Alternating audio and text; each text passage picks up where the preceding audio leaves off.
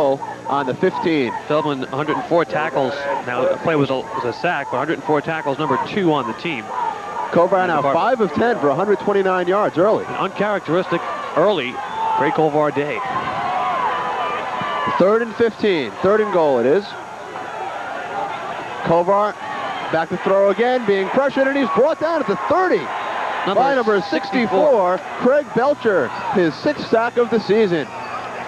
So they started off on the 8, and they're all the way back on the 29-yard line, and Walter Lopez will come in to attempt a very long field goal. Here you see it again. Hey, you take a look at as Kovar, there you see why they have a tough defense and have only given up 65 points all year. Lopez this season, he's booted 5 straight field goals, overall 8 of 11. This is a 45-yard attempt. He hit a 40-yarder here against Kings Point in a game we did a couple of weeks ago. Here's the kick by Lopez. It looks short, and it just gets over. It just makes it. From our angle, it looks short, but it was in and over, and Wagner takes a 1-point lead. For Walter Lopez with a 45-yard field goal. Well, they call it 46 officially. And as Kenny mentioned, he's 1 for 2 up until that point on the year.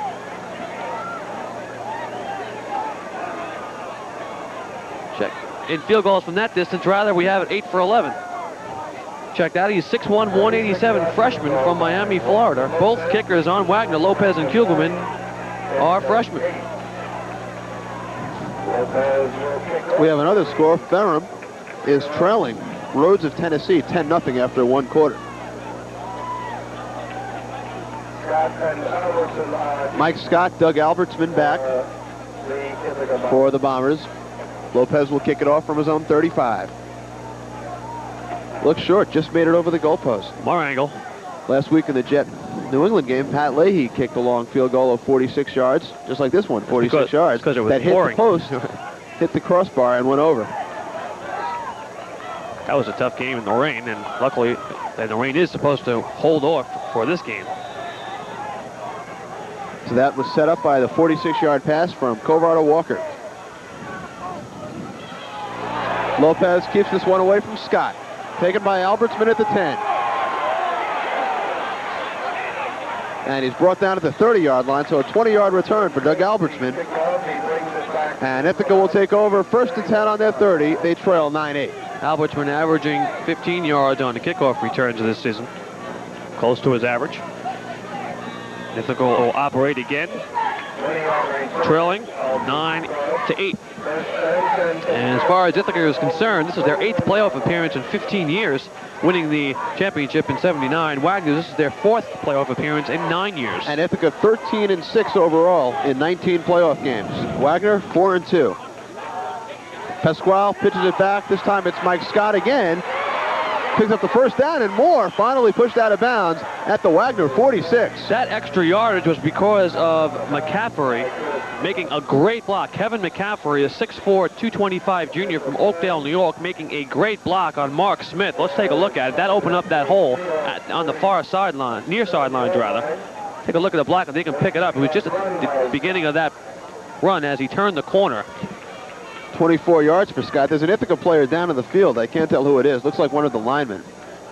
Great block by McCaffrey. And also now will give us an opportunity to remind you once again on Thanksgiving night, November 24th at 7:30. It's the WWF Survivor Series where teams of 5 strive to survive.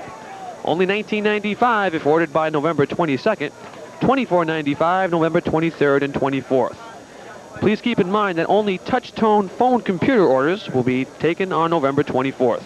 So if you have a rotary or post telephone, please call our customer service department at 447-7312 by November 23rd to place your order for the Survivor Series. Consult Channel 61 for further ordering information. That's not the injured player there. That's some wrestling going on behind the goalpost. Take a look at some of the crowd here at Fisher Field. Again, a packed house behind the goal line. Both sides, even the Ithaca side is fully packed. Injured player is number 72, it looked like. No, there is no 72 on Ithaca, so we'll have to wait. Number 78. Evan Marcus, the right tackle.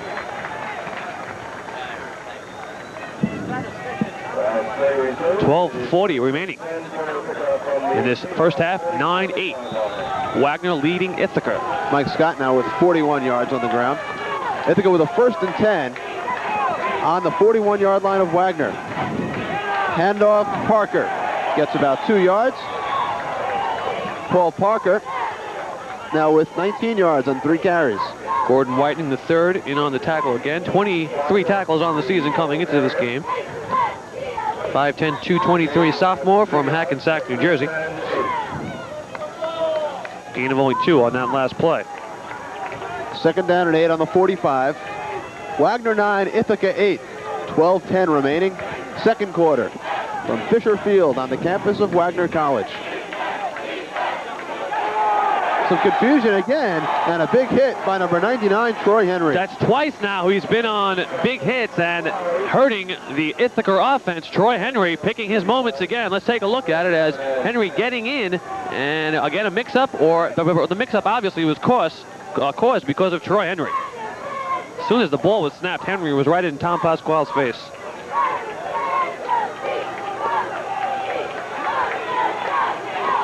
It's a 3rd and 10 on the 47 for Tom Pasquale and the Ithaca Bombers. In motion goes Ken Hamill. Pasquale looking for Hamill, and it's complete. But no 1st down, however. What a Stopped pop. at the 42. Chris West, 6'3", 212, senior from Albany, New York. What a pop on the receiver after he made the catch. Number 88 for Ken Hamill, the wide receiver rather, for Ithaca. Fitzgerald out to punt again for Ithaca, standing on his own 45. Low snap this time. Mike Walker chasing it, finally picks it up at his own 3. And Wagner will have 93 yards to go. They're on their own 7, where it'll be 1st and 10. Oh, Fisher Field, this is the home field of the Wagner Seahawks, as everyone knows, but that ball took an unkindly and unfriendly bounce for Mike Walker. He did well just to get the ball and not turn it over. And speaking of turnovers, Kenny, one of the things Ithaca does not do and is not known to do is self-destruct and beat themselves. If you're going to beat Ithaca, you're going to have to do it yourself.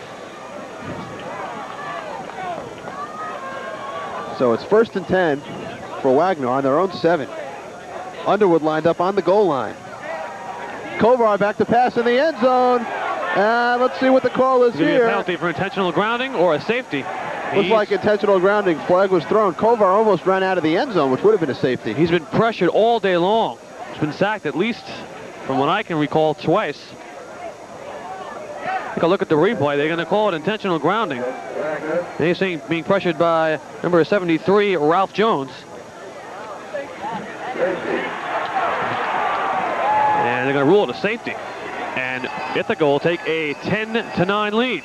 Well, the officials discussed it, and they're giving the safety. Well, obviously, if Kovar could not pass the ball, it would have definitely been a safety, and that's what they're going to rule. Obviously, it was an intentional grounding play. He grounded the ball, looking for a receiver. There wasn't one there, and definitely the results would have been a safety. So I definitely I agree with the call with referee Bill Riccio. Well, according to the PA announcer Al Wagner, whenever an intentional grounding penalty occurs in the end zone, it is a safety. Then it's automatic. Automatic. So Ithaca with a 10-9 lead on the safety. So it's not any half the distance of the goal line penalty. It's an automatic. Big 2 points. Big play there because Ithaca also gets the ball. Wagner gets a free kick. Walter Lopez will handle it. Doug Albertsman, Mike Scott, back for the Bombers. So the defense of Ithaca are responsible for that last points for their team, and I guess they're going to get the ball now. Ithaca leads at 10-9. 4.5 minutes in, second quarter.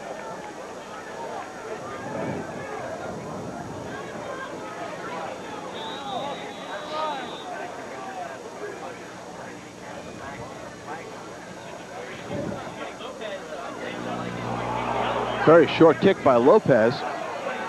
Taken at Ithaca's 40-yard line by McCaffrey, number 87. Nice Kevin hit. McCaffrey, a junior from Oakdale, New York. And Ithaca will be in very good field position. So this game has totally turned around. Wagner had the ball leading 9-8. A minute later, it's now Ithaca ball. Ithaca leading 10-9. The only positive point of the kicking game so far this game here for Wagner has been the field goal. That last hit, Frank Swart made a nice pop to stop the runner, but Ithaca in good field position. So Ithaca has it 1st and 10 on their own 44-yard line. Pasquale gives it to Scott. Scott with another burst around the left side, and he gains about a yard. Try to go at the middle. Wagner stopped them there. Chris West, Gordon Whiting, as was Frank Swart in on the tackles. We have a standing room only crowd here at Wagner. The Ithaca stands are totally full, as are the stands behind the Wagner bench. People are standing down near the end zone. A lot of scoring lately now, Ken, but it's the low scoring, the field goals and the safety. A couple of field goals and a safety here. 2nd and 10. Pasquale goes left. Big gain, 20 yards. Brent Mandia finally brought him out. He had a big hole around the side. Brent Mandia, the 5'9", 170 junior from Staten Island, New York. Interestingly enough, they want to keep the running backs away from running up the middle. This time Pasquale goes around the side and himself. And Pasquale, no stranger to rushing the football. He carried the ball 32 times this year for 222 yards and 3 touchdowns. So Pasquale averaging 7 yards per carry. Today, he's the leading rusher with 46 yards.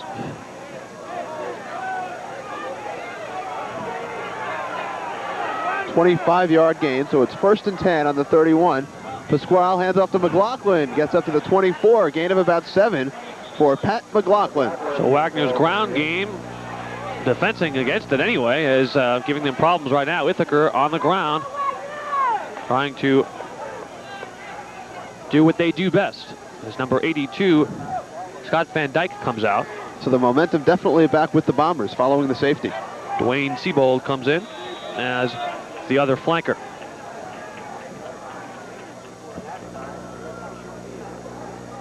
Second and 5 for the Bombers on the 25. McLaughlin and Scott lined up behind Pasquale. So McLaughlin's seen more playing time today than Parker, although Parker was the starter. Handoff McLaughlin again, big hit, gains about 2 yards. Brought down by 61. Number 61, George Gaspar. As we mentioned, he was out for 7 weeks with a fractured leg, the 5'10", 220 senior from Hoboken, New Jersey. Quick and aggressive defensive tackle for the Wagner Seahawks. Wagner rotating defenders. Rich Robinson now comes back in at left defensive tackle, replacing Gordon Whiting. 3rd and 3 on the 23. Pasquale keeps it himself again, and it's close. It'll be close here for the 1st down. Gets up to about the 20. Tried to do what he did previously, go around the side and keep it himself. George Gaspar again, one of the players in on the tackle. 4 tackles last week, his first game back after his injury. They'll bring out the measuring sticks here. Brand new measuring sticks, I might add. Just delivered to the Wagner staff this week from a donation from the Touchdown Club here at Wagner.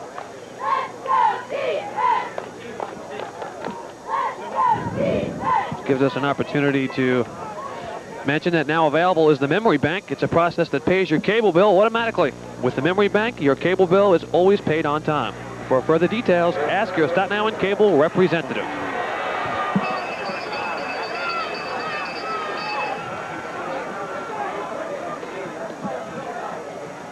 And it is a 1st down for the Ithaca Bombers.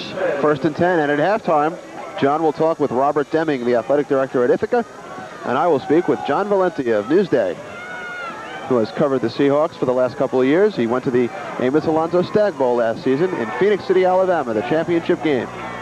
A lot of media here today, Ken. It's a 1st and 10 on the 21. Pasquale calling signals, and he's brought down by Robinson. Number 77, Rich Robinson, 6'2", 241 senior from Monroe, New York. 2nd in tackles this year with 61. 9 sacks last year, has 2 sacks this year. Rich Robinson with a great defensive play. So make that number 3. Take a look at the replay as right on the snap, there you see Rich Robinson right in on Tom Pasquale. Robinson broke right through as soon as the snap. It was not one, couldn't even count a second before the snap. Pasquale was down by Robinson. 7.5 remaining, second quarter. Ithaca leads at 10-9. They have a 2nd and 14 on the 25.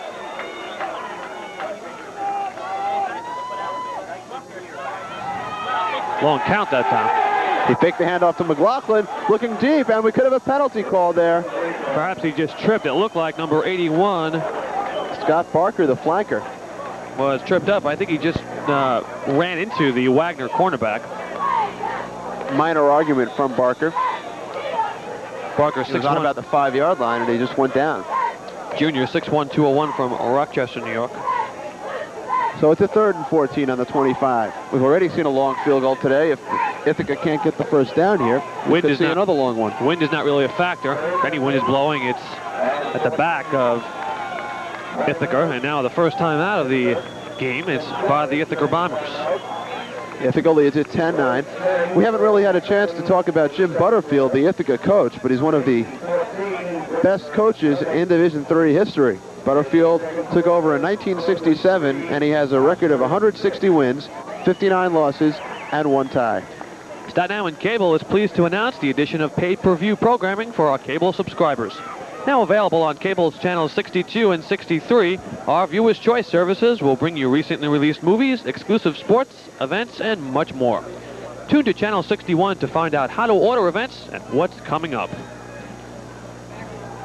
Getting back to Jim Butterfield, he's a member of the NCAA Football Rules Committee, member of the Ithaca College Sports Hall of Fame,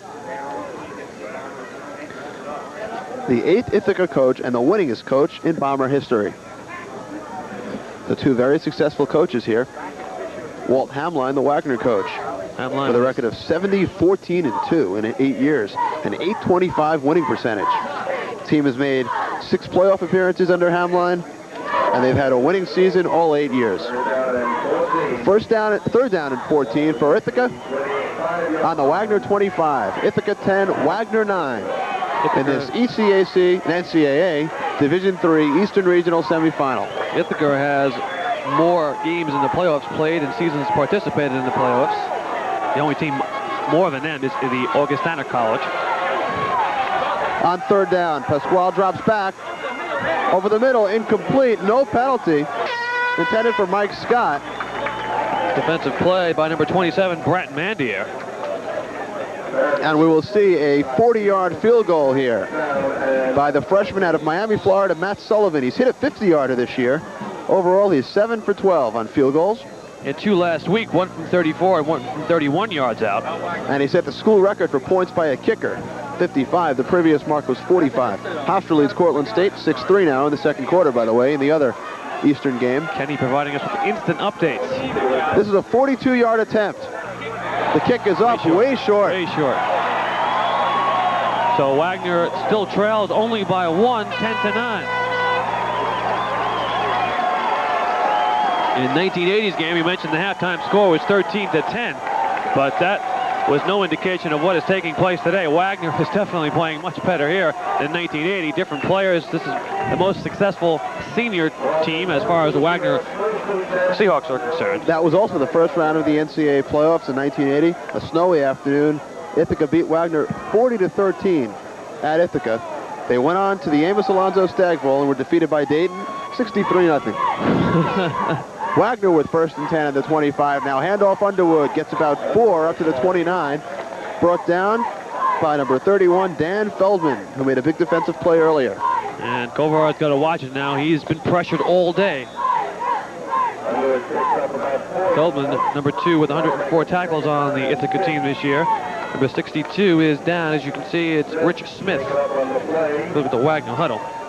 Rich Smith, who leads with tackles on Ithaca with 117, the 5'10", 231 senior from Lansing, New York.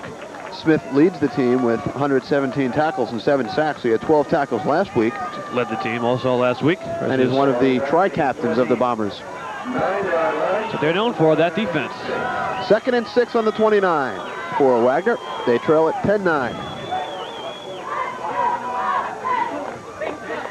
This is Tom Pugh. Stopped at the line. Stacked up immediately.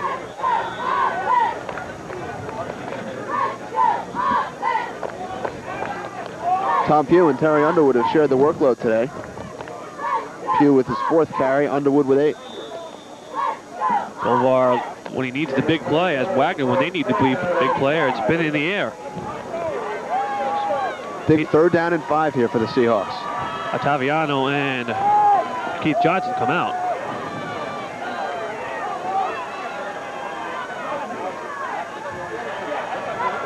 Kovar with a lot of time. First down at the 40-yard line. That's one of the keys. You mentioned it, Kenny. He had a lot of time. It was complete to number 37, Mike Mikutuk. Mikutuk, the 5'11 junior, 190 from Cortland, New York. As take a look at the replay, there you see Kovar with plenty of time. One of the few times he's had that amount of time in this game. He's now 6 of 11 for 140 yards. Mikutuk has 15 receptions, 135 yards this season. So it's a first down on the 40, clock running, 5:40 remaining in the first half. Handoff Underwood. Initially hit at the line, manages to get about 5 yards before he's forced out of bounds. Craig Penson on the stop, but that's something we've seen all year. Terry Underwood appears to be down, and just as you're about to say the word he's tackled, he continues to go. Take a look at the Ithaca bench as Terry Underwood breaks 1 tackle, and then finally brought down by Penson. He got past Dagan Gray, the linebacker, and into the secondary. Johnson and number 84, Abe Higgins, come out for the Wagner Seahawks. Mikutuk in there again. Second down and 4, 6-yard run for Underwood. He now has 34 yards on the afternoon. Ball on the Wagner 46. This is Terry Underwood again. Gets the hole up to the 40-yard line. He 14 yards. He had daylight. Lee Byrne, if he broke Lee Byrne's tackle, there was one other player right behind him. It was Sean Grilly, number 22. Let's take a look at it. There you see Underwood right through the hole. If he got past the last man who tackled him, only one man was in pursuit of him, but Underwood, if he broke that last tackle, perhaps could have been gone. Underwood's longest run of the day, 14 yards. He's the explosion that Wagner needs. First and 10 on the 40. Tom Pugh. They finally bring him down after a gain of 5 yards. A lot of heavy hitting going on those blocks between both teams. Pugh struggles for a good gain. So the Wagner running game finally shaping up here in the second quarter. Pugh with 45 rushes, 156 yards, only 5 games this year. 6'2", 244 senior from Rome, New York.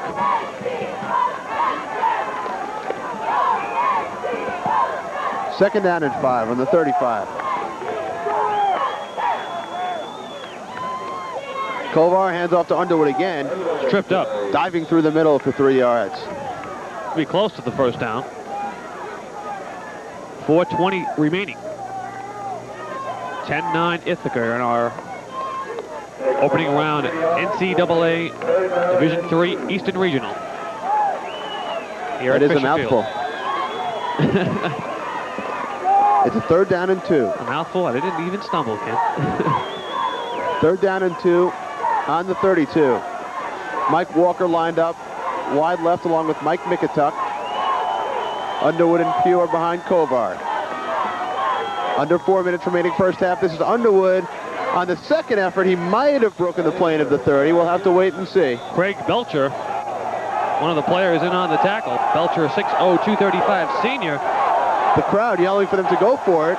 They're on 4th and inches. I would definitely agree with that. Definitely a long, long field goal. Well, he hit one from 46 earlier. This one would also be from about 46. But Lopez not even warming up on the sidelines. So obviously Hamline will go for it. The field goal just made it. So. And I bet you'll see number 33 with it here. Crowd on its feet now. 4th down and inches from just outside the 30-yard line. Biggest play of the game so far in this game. It's Tom Pugh, surprisingly, and he gets the first down. They went with 3 backs that time in the backfield. It was a T formation, and Tom Pugh, surprisingly, took the ball for the first down. They wait for a second to see what referee Bill Riccio was going to officially signal first down, but they went with the T formation that time, Ken, and perhaps that fooled Ithaca. I fooled us here, and perhaps the Wagner fans here. Everybody thought Terry Underwood was going to get it. It's the T formation, T for Terry and T for Tom. There you go. Take a look at the replay. Let's take a look at well, he just missed the backs being formed up with Tom Pugh getting it instead of Terry Underwood. Finally brought down, but not before Wagner picks up the first down. 1st and 10 on the 29. I wouldn't be surprised if we saw Kovar pass one here early, going for the end zone. Did that in the first play of the game. Nope, they give it to Pugh instead, and he gets up to the 23-yard line. Finally brought down by Dan Feldman. He's been in there on all the big defensive plays for the Bombers. And he's been there as a defensive tackle. And as is on the corner, he was a linebacker. Check that linebacker in there on that tackle, Feldman. And then in the secondary, the man around the ball has been Craig Penson. Abe Higgins comes out now for Wagner. Mike McIntuck back in. 2nd down and 5 on the 24. 2.5 remaining, first half. Entertaining first half, I might add. It's been a good football game so far. The winner goes to the national quarterfinals. Underwood around the right side. Brought out of bounds at about the 20. So many times we've seen Underwood go around that side and keep going. That time, number 31, Dan Feldman again on the tackle. Along with number 90, Matt Herbst. Matt Herbst's brother, Greg, plays for St. Lawrence. Also a member of the ICAC, the conference Ithaca belongs to, the Independent Collegiate Athletic Conference, along with Alfred, St. Lawrence, Hobart, and RPI. The Terry Underwood not being able to see anything at the front, so he tried to go around the side and brought out of bounds. We have 2:07. The clock stopped in this first half. 3rd down and 1 on the 20. Mike Walker lined up on the right sideline. Keith Johnson wide left. McIntuck in the backfield now with Underwood. The pitch goes to Underwood. Picks up the first down and more. He's going to go all the way. Touchdown. That's what we've seen all year. It appears from behind the line of scrimmage, Terry Underwood would be brought down. On his second effort, it looked like he would first just make the first down, and then he just goes all the way, uncontested, into the end zone. And we'll take a look at the replay. You see Underwood stopped there. He bumped into one man, appeared to get just the first down, then he just scampers in for the touchdown. And Wagner takes the lead again for the 3rd time today. A 20-yard touchdown run for Underwood, his 2nd touchdown of the day. And he now has 77 yards on 14 carries, so he's getting up there after a slow start. That's the 23rd touchdown of the year if you count regular season for Terry Underwood. A timeout called with 2 minutes remaining. 2-minute warning. Usually now in the first half, you don't have that in NCAA college football. Gives us a chance to remind the folks that are you tired of trying to figure out what's on cable TV? For your convenience, a new customized TV guide is now available, made especially for Staten Island cable viewers. We'll add the low subscription price of $2.40 a month to your cable bill, and you'll receive this easy-to-read guide in the mail. Ask your representative for details today. Wagner called a timeout. They're deciding whether to go for the 2-point conversion or the 1-point conventional extra point. Each team now with 2 timeouts remaining. So Wagner leading at 15-10. The last extra point attempt for Wagner on their only other touchdown was blocked. They will attempt the 2-point conversion. Kovar at quarterback. Pugh and Underwood lined up behind him. 2 wide receivers on the left, Walker and Johnson. Now Walker goes in motion right. Kovar throws for Underwood, and it's good. Reaching out with the outstretched hands was Terry Underwood beating Matt Herbst, the linebacker. And Wagner takes a 17-10 lead, making up for the missed extra point before. Good lead pass from Greg Kovar. Let's take a look at Daisy Underwood with the outstretched hands, grabbing the ball. So Terry Underwood right now on this last series, responsible for the points for the Wagner Seahawks, the touchdown and the 2-point conversion. So Wagner leads it 17-10 with 2 minutes remaining here in the first half.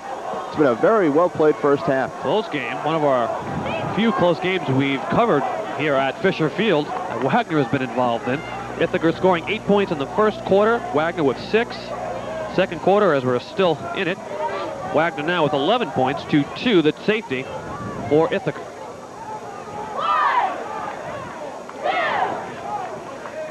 So we go back and forth with lead changes. This is the 3rd time Wagner has taken the lead. Mike Scott, who has not been a factor in today's game, is back along with Doug Alberts, and Scott with 42 yards.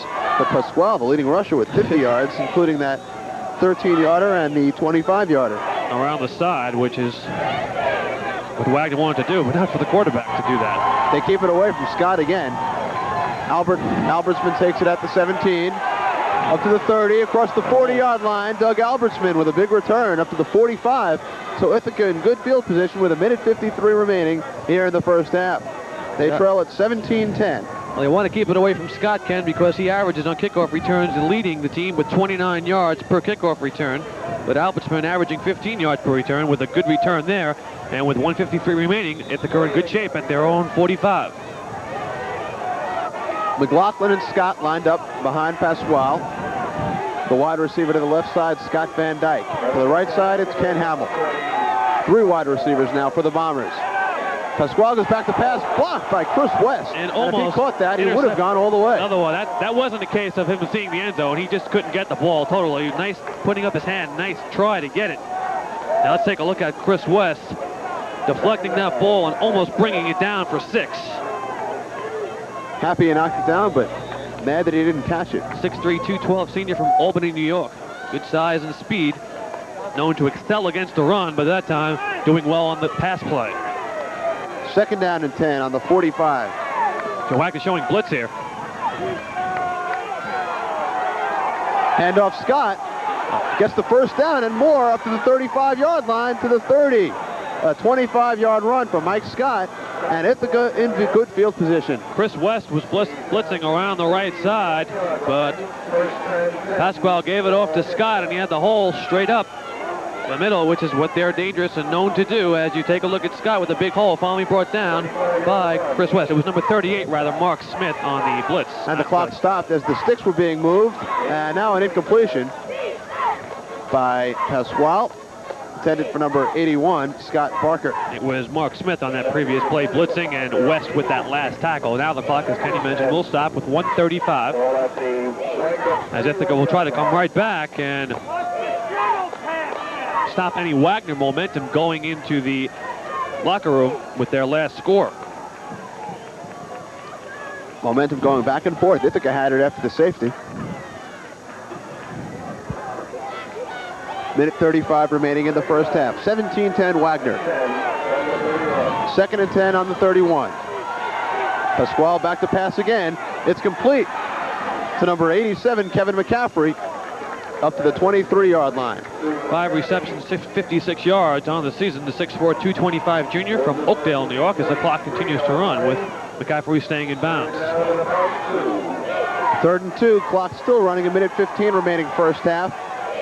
Wide pass from Pasquale to Dwayne Siebold, and it's complete, and he gets out of bounds with 1:08 remaining. Nowhere to go with right there on the hit was Jeff Taylor. That pass about 20 yards across field and 3 yards up. And actually the pass was thrown with Siebold's back to the ball. When he turned around, then he caught it. It was in the air when he turned around. Only the 6th reception of the year for Siebold. 1st and 10 in the 15. Pasquale handoff Scott, gets up to the 10-yard line with exactly 1 minute remaining in the first half. I think it does have 2 timeouts remaining. And they're doing this quickly, moving up the ball quickly. They started at their own 45. No huddle offense. 2nd down on the 11. Pasquale looking end zone, almost intercepted by Brian Belisle, number 67. That would have been the crusher for the half and the biggest play of the half. The 5'10", 205 sophomore from Plainfield, New Jersey. Brian Belisle.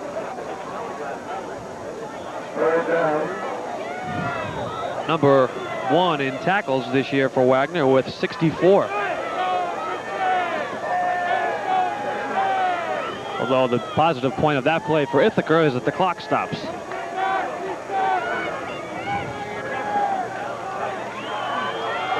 Double tight end now. Pino and McCaffrey in for the Bombers. 3rd down and 5.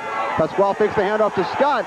Being chased. Pasquale running toward the left sideline. Now throwing end zone. Penalty in the end zone as it was incomplete for Barker. And we could have pass interference on Wagner. A lot of things happening on that play. One of the few times Pasquale has been pressured. It was number 38, Chris West. Check that, Mark Smith. Mark Smith on the pass pressure. Take a look at the replay. Mark Smith on the pressure. And Pasquale did well to get around Smith and into the end zone and There you see the flag. Roughing the passer called on Wagner. That'll be Not Smith. pass interference. So with 32 seconds remaining in the first half, and Wagner leading 17-10, Ithaca will pick up a first down here, I think. We'll have to see where the ball is placed. Mark Smith had to be the player. Automatic first down for the Bombers with 32 seconds remaining. Roughing the passer on Mark Smith, the junior out of Amsterdam, New York. Well, he did well to get to him, but then he hit him after he threw the ball, and that's what caused the first down now. First and goal. Smith separated his shoulder versus Hofstra. Very versatile. He played tailback last year when Terry Underwood was hurt. Returned last week after that separated shoulder. First and goal on the 5. Pasquale throwing end zone. Touchdown, Scott Van Dyke. And we go back and forth now. If Wagner or Ithaca goes for the 2-point conversion, they can take a lead. They trail now 17-16. Interesting first down pass play as head coach Jim Butterfield, instead of giving the ball to his running back, goes for the pass, and it's now a 1-point game, and he is going for the extra point attempt. Second touchdown of the game for Van Dyke. He had an earlier 21-yard touchdown reception. Here's the kick by Sullivan. It's up and it's good, so we're tied at 17. With 27 seconds remaining in the first half. So Wagner outscoring Ithaca in this quarter 11-9. The difference, it seems to be the 2-point safety, but that safety was against Wagner. Well, that could come back to haunt the Seahawks. They would be up 17-15 now, assuming everything else stayed the same. So with 27 seconds remaining in the first half, it looks like the teams will go into the locker rooms at halftime dead even. One team will go on to play Hofstra or Cortland State next week. The other one will go home. And want to advertise your business on TV? Television advertising is now available to local businesses on Staten Island Cable. You can now advertise on CNN, MTV, ESPN, USA, Madison Square Garden, and Sports Channel. Rates are available on request. Call 447-0241. 27 seconds remaining here in this first half. Wagner and Ithaca deadlocked at 17.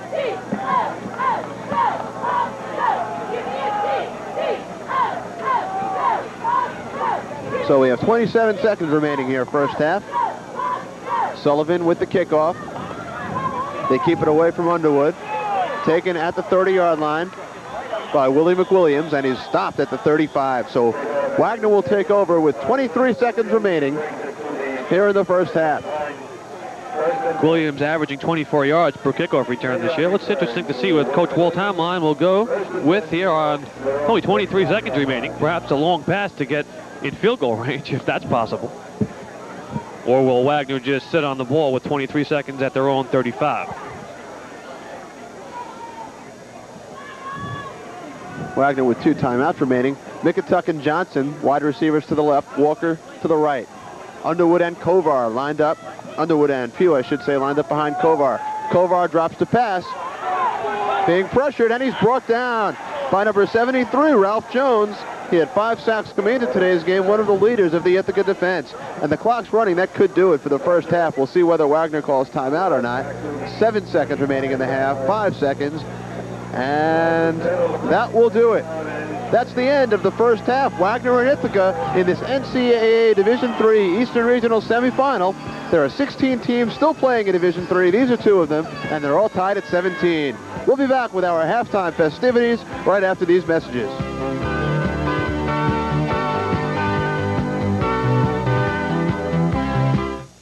If you're like me, you want your engine to perform. You want it to run clean, and you don't want sludge. That's why you and I both need Quaker State with QSX. No other oil runs cleaner or fights sludge better. And the Quaker State I use in my car is the same oil you can buy right off the shelf for your car. Quaker State. The big Q stands for quality. Always has, always will. All grades of Quaker State motor oil are on sale, only 99 cents a quart at Acuri Brothers in the Woodrow Plaza and Oakwood Shopping Center.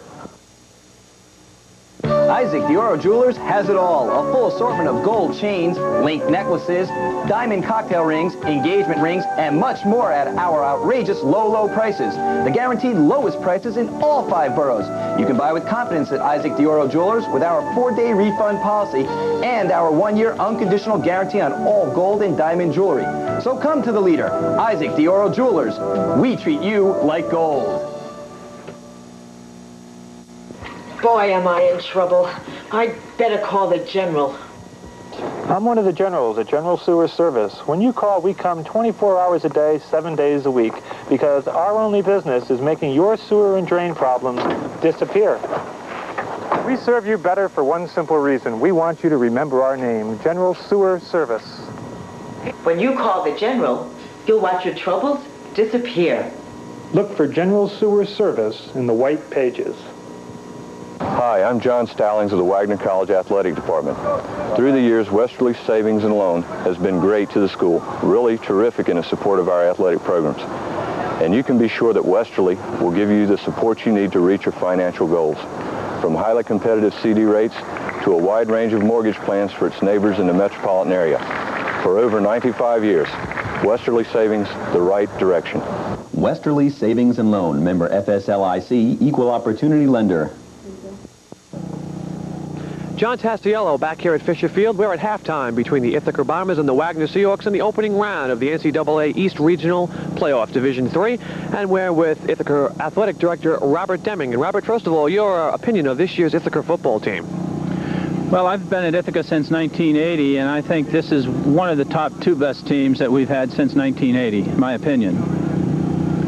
This team is a little bit different. The '84 team was an excellent team. Didn't get a chance to make the playoffs. Lost our first game of the year and didn't make the playoffs. But this team seems to pride itself on a lot of intensity. They play hard. We're not too big. Have pretty good team speed, and just seem to have a lot of good feeling for each other. The only loss this year was against Cortland State. How did you see their team, and how do you see the matchup, the other Eastern matchup, Cortland State versus Hofstra? Well, of course, the Cortland State team was the top seed. They did the job when they had to do it. They had a weak schedule to start the season, and then they finished up with 4 tough teams in a row and met the challenge. So I don't have any problem with them as the top seed. I think Dennis Kaiser has done a good job with that program. In general, they've always had some good kids there, and he's just been able to put those kids together and make a team out of them. As far as the Hofstra situation, it was a very close call between Hofstra and Fordham. We spent over 2 hours on our conference call with that selection, and it ended up with Hofstra, mainly on the basis of talking to coaches that had played both teams. And they gave the nod to Hofstra, but they kind of couched it a little bit and said that if it was a good day, a good weather day, the Hofstra quarterback would make the difference. And I think that was the key to selecting Hofstra in that spot. As the 4th seed, they had to travel to Cortland, and that'll be a great day and a great game up there. Now, you oversee 24 other varsity sports at Ithaca, as well as are one of the administrators to an 89-member Ithaca Hall of Fame. Could you talk about the other teams a little bit and mention some of the prominent members of the Ithaca Hall of Fame? Yes, I think our sports program is an excellent one. This is the first time I've been involved with a sports program that had an excellent opportunity for across-the-board success. Our women's soccer team made the NCAA playoffs and made the Final Four, lost in the semifinal. We have both our men's cross-country team and our women's cross-country team are representing at the NCAA this year. They'll be running today in St. Louis at Washington University, St. Louis. Our men's soccer team made an ECAC playoff, so we're really pleased with the fall sports program thus far. Our Hall of Fame has over 90 members in it. A lot of the better football players. Bobby Ferrigno, who is a leading ground gainer for Ithaca College in 1980, he is a member of it, and we expect him to be at this game today. And finally, you are also, as is Coach Walt Haumline of Wagner, on the NCAA Division III Eastern Selection Committee. Can you just describe a little bit of your duties there and how the selection works for any of the teams? Well, we've been together as a team in the East, the selection committee, for 3 years now, and the end result has been that we've come up with a system to identify the strength of the teams in season, and I think it's worked very well. It's taken a lot of time and effort, and we very much believe in strength of schedule, and I think it's gotten us through some tough times that other people may just be going with gut reactions. We're going, at least we have some figures in front of us. Robert Deming, the athletic director of Ithaca College. We'll be back with more. You're watching Wagner College football on Staten Island Cable. Hi, Hi, I'm John Stallings of the Wagner College Athletic Department. Through the years, Westerly Savings and Loan has been great to the school, really terrific in the support of our athletic programs. And you can be sure that Westerly will give you the support you need to reach your financial goals. From highly competitive CD rates to a wide range of mortgage plans for its neighbors in the metropolitan area. For over 95 years, Westerly Savings, the right direction. Westerly Savings and Loan, member FSLIC, equal opportunity lender. A young man's life is about to become a nightmare. Your parents are Russian spies, KGB agents, sleepers they're called, deep cover. No one's been in touch with your parents for 20 years. Say one word and they'll bolt. Sidney Poitier. You'll never see them again. River Phoenix. You're talking about my parents. Little Nikita. Exciting action, thrilling family adventure, all for the price of one ticket. Little Nikita on Viewer's Choice. Clint Eastwood is a little upset. Seems some misguided individuals out there are abusing our public lands, and I don't like it. And I don't think you do either. Vandalizing parks and robbing historic sites or overrunning wild areas, those are ours, and we have to save them.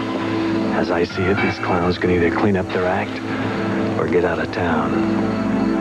Write Take Pride in America. Post Office Box 1339, Jessup, Maryland, 20794. Your best deal on a new Buick is right on Staten Island at Ann Julie Buick. See the most impressive selection of Buick LeSabres and luxurious Park Avenues available for immediate delivery.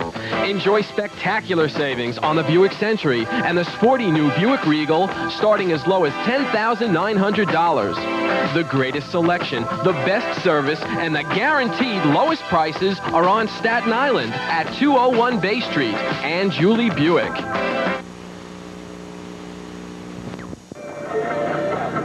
This is Kenny Albert back at Fisher Field on the campus of Wagner College, and my guest is John Valenti of the Newsday Sports Department. And John, you traveled with the Wagner team last season as they won the national championship in Division III. What do they have to do to repeat this season? Well, it's not an easy road. You know, last year they went to the Stag Bowl, won the championship. They ended up Phoenix City, Alabama. It's a lot of tough teams. You know, they're coming out of the strongest region. They have Ithaca, which by legend alone is probably the most well-known small college team in America. And they have to beat them, and then they have to face either Hofstra or Cortland, which is never easy. And it's a long road back. They'd end up having to even maybe play Ferrum again, the team that beat them in the first game of the season, and you know they want to do that. So obviously it's a tough region. What do you think will happen in this region, the Eastern Regional, which features Cortland State, Hofstra, Wagner, and Ithaca? Well, I think kind of history suggests that any team coming out of this regional stands a very good chance in the national picture. You know, Ithaca's been to the final 5 times. Wagner won the championship last year. Hofstra's always a strong team, and Cortland surprised some people this year. It's kind of a, you know, Wagner knows what they're up against this year. Ithaca knows by tradition what they're up against. Wagner went through it last year. They know too now.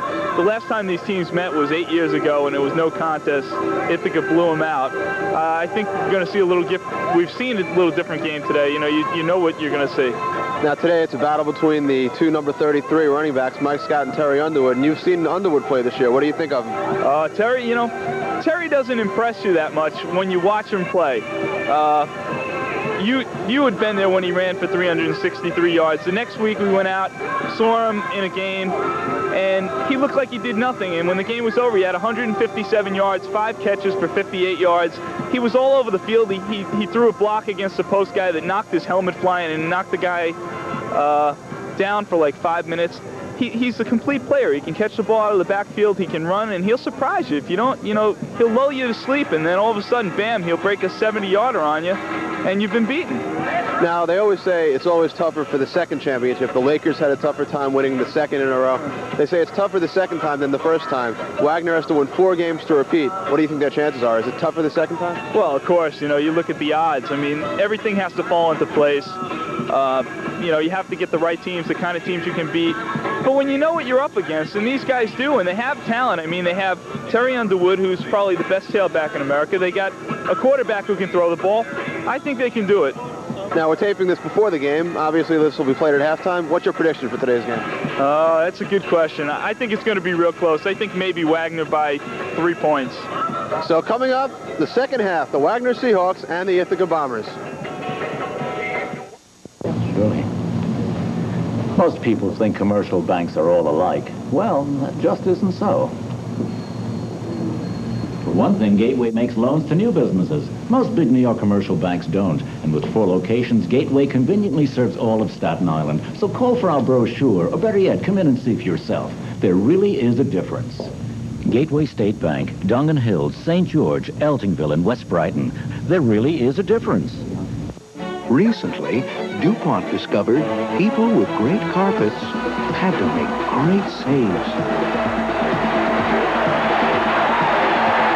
So DuPont developed certified Stainmaster carpet. Now, even if a stain like this sits for hours, it's a memory in minutes with DuPont Stainmaster. Sooner or later, you're gonna need it. Only $16.99 a yard installed with padding at Fox Floors. Our prices will floor you. Fox Floors Factory Outlet open to the public, where you'll find the lowest price and greatest selection on all your... Here at Fisher Field, we're just about ready to start the third quarter. Both teams back on their sidelines. The score, Wagner and Ithaca tied at 17. And just taking a look at some of the first half statistics for Wagner. Kovar, 6 of 11 for 137 yards. Mike Walker, 3 receptions, 82 yards, and Terry Underwood, 14 carries for 73 yards. For Ithaca, Pasquale, 5 for 13, 43 yards passing. Leading rusher, Mike Scott, 9 carries, 62 yards.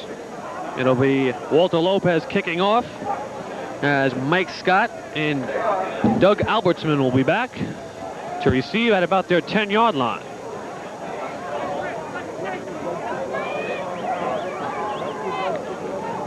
Take a look at the 2 receivers. One thing we failed to mention in the first half, Wagner with the 2 touchdowns by Underwood.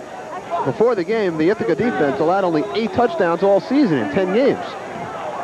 3 rushing and 5 receiving. Well, Wagner doing, we mentioned they averaged 33. And Ithaca's only given up 65 all year. It'll be taken by Albertsman at his 10. And he slips down at about his 20-yard line, and making the stop is George Gaspar. Well, it hasn't rained in a couple of days, but Doug Albertsman lost his footing there. Oh, right around in certain areas here on Fisher Field, there are some dirt spots, and it's been dug up a bit with today's big running game on both teams, so it'll be first down and 10 for Ithaca at their own 20-yard line. Just underway, third quarter. Scott Van Dyke. Scott will be slot left. Now, as they go from a pro set, the handoff is given, and nowhere going is Paul Parker. Spun around and brought down. And it'll be second down. No gain. Second down and 10. Paul Parker, a workhorse this year, didn't carry as much as Mike Scott. No one did, but Parker gained 649 yards. Now Parker going out, and coming in is Pat McLaughlin. Second and 10. Again, Van Dyke, slot left. Receiver also to the right. Pro set formation. Play action as back to pass is Pasquale. Pass is incomplete. Another trap. Second time today, I think it tries to get away with it. That's Scott Van Dyke, number 82. Nice play by Frank Sport. Now this game, Mark Smith. We're far from being over, but this game is tied. There is overtime in the playoffs, and it's a different system than the NFL. We'll go into that a little more after this play. Similar to tennis in the tie-breaking round. So it'll be third down and 10. One of the few times Ithaca has had third down and long yardage. Number 87, Kevin McCaffrey, now slot left at tight end. Van Dyke slot right. 2 receivers to the right from the pro set. Pasquale in a passing situation. He's back. He's being pressured.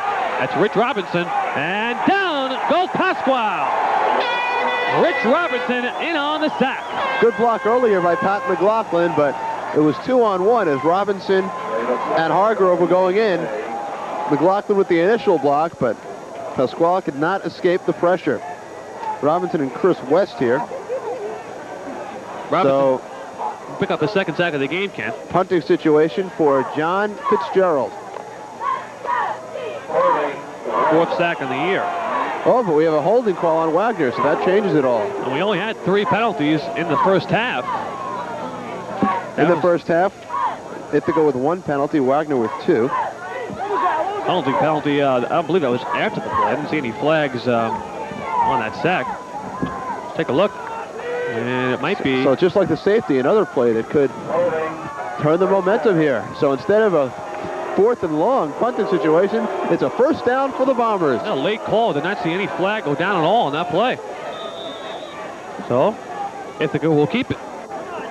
Big play. They'll keep the ball. Take a look at some of the disappointed crowd here so far on that penalty. A lot of blank looks in that shot. Yeah. So 1st and 10 at the 30 from the pro set. And off to McLaughlin. Gain of about perhaps 1.5. Brought down by Brian Belau. Belau's been in on a lot of key plays today. 13:35 remaining here in this 3rd quarter, just underway. Ithaca and Wagner. So the winner of this game will go on to play the winner of the Cortland State Hofstra game. That game will be played next Saturday, November 26th. Semifinals are December 3rd, and the championship game, December 10th. Dwayne Siebold now slot left from the pro set.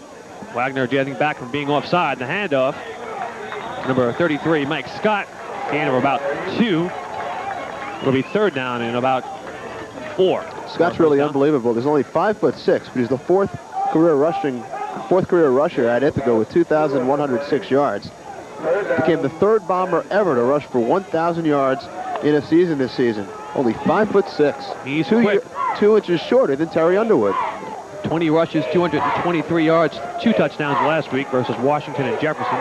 3rd and 4, call it. As the option handoff to Scott, and he's brought down immediately, but a flag down again. Now, usually in that case, it's offensive holding. We'll have to wait and see. They read the play immediately. Wagner's defense did. Wagner's defense seems to has made some sort of an adjustment in this second half. You see it again. Let's see if we can pick up the holding. Yes, it is. It's on Ithaca. So John Fitzgerald will punt. Underwood and Walker back for the Seahawks. I don't know if you've noticed it at all, Kenny. Maybe it's just myself. It looks like in the 3rd quarter, Wagner's defense seems to have done something. They seem to be more aggressive, have more fervor out there on defense. Well, the seniors know it could be their last 2 quarters of college football. The only thing that stopped...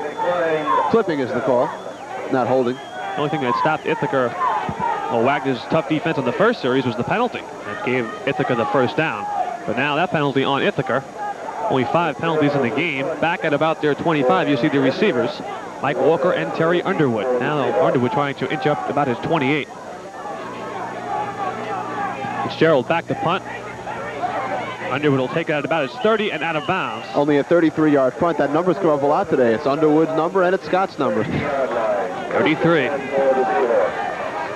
It's also the number of the baseball pitcher, Mike Scott. So 2 Mike Scotts, both outstanding players, both wear number 33.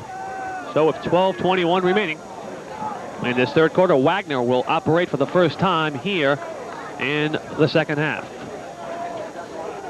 Ike Mikatuk in as one of the flankers. He'll go slot left, Keith Johnson right. From a pro set, Underwood and Pugh. And off to Underwood. He's brought down immediately. Nowhere there. Underwood started off slowly, had a slow first quarter, but finished the half with 73 yards. He had a 363-yard game, a game we broadcast earlier this season against Hofstra, although Wagner only won that game 30-24. That was the other close game we did do here on Staten Island Cable. No gain on that last play. 2nd down and 10. Walker in motion. Go from the eye. Now Abe Higgins. They straighten out things on the line. A little bit of confusion on the offensive setup. Wagner took a lot of time there. Culver has time. Pass is incomplete, almost intercepted. Fans looking for a penalty. Pass interference on Keith Johnson with none coming. Perhaps hit before the ball came to him. Almost intercepting it was Tom Knapp, the left cornerback, who already has 4 interceptions this year. He's number 15. Here you see it. Knapp almost had it. 3rd and 10. So both teams on their first offensive series in the 3rd quarter had to face 3rd down and 10. 2 receivers to the left of Colvar. Pugh, the only setback behind Kovar. Back to pass. Kovar intercepted. Number 90 is Matt Herbst. Herbst's second interception of the season. First turnover, a big one here for Ithaca. Last week, Greg Kovar had 2 interceptions versus William and Patterson. He only has on the year, Greg Kovar, 10 interceptions. That is 11th.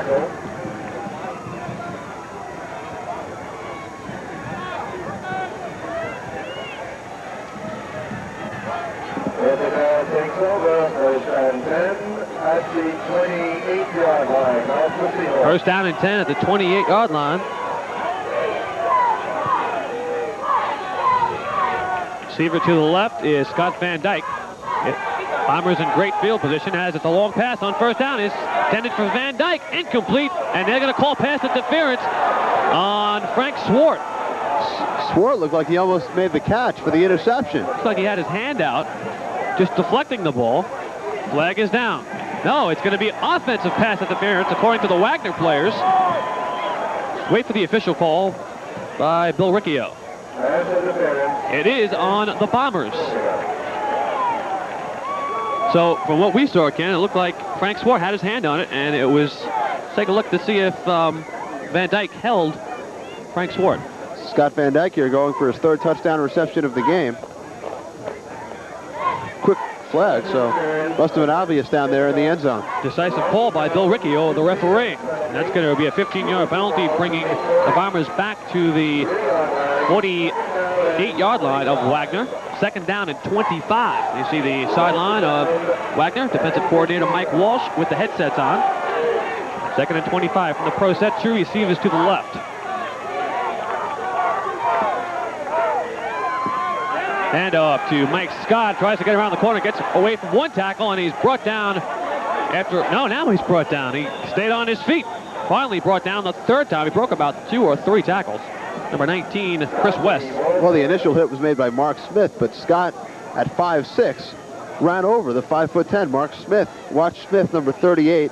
He'll be in the bottom left-hand corner of your screen. There he is. Mark Smith could not pull down Mike Scott. Originally got past Maurice Hargrove. It'll be 3rd and 17 now with 10:40 remaining here in the 3rd quarter. Tied at 17. Handoff as a draw play for Mike Scott. He'll be short of a first down. A pickup of about perhaps 8 or 9. Scott now with 81 yards on 13 carries. So like Underwood, he started off a little bit slowly in the 1st quarter, and as the game moves on, picking up more yardage. 10:15 remaining. It'll be 4th and 8, so we'll see what Ithaca does here. They're on Wagner's 26. So that would be close to a 40-yard field goal. And it looks like they will go for the first down. So a big defensive series here for Wagner. Defensive coordinator Mike Walsh, 4th and 8. From the pro set, a receiver to the left and right. That's Scott in motion. Pasquale pressure, and it's Chris West letting his hand on the ball.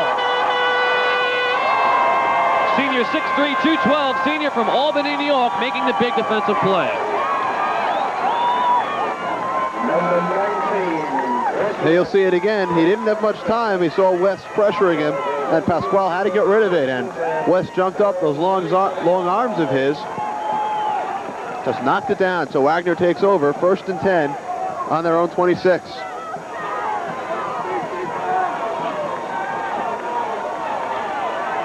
From the I formation to Mickatuck slot left as it's a handoff to Underwood around the side and brought down after a pickup of about 4.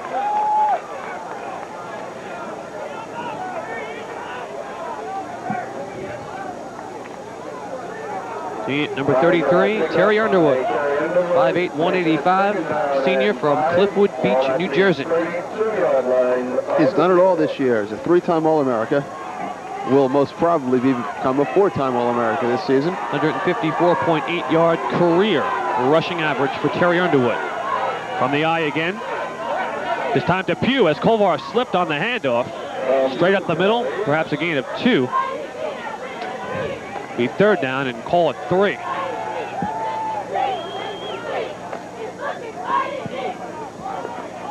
Tom Pugh still not 100% with that strained right knee, and we saw at a few plays in this game.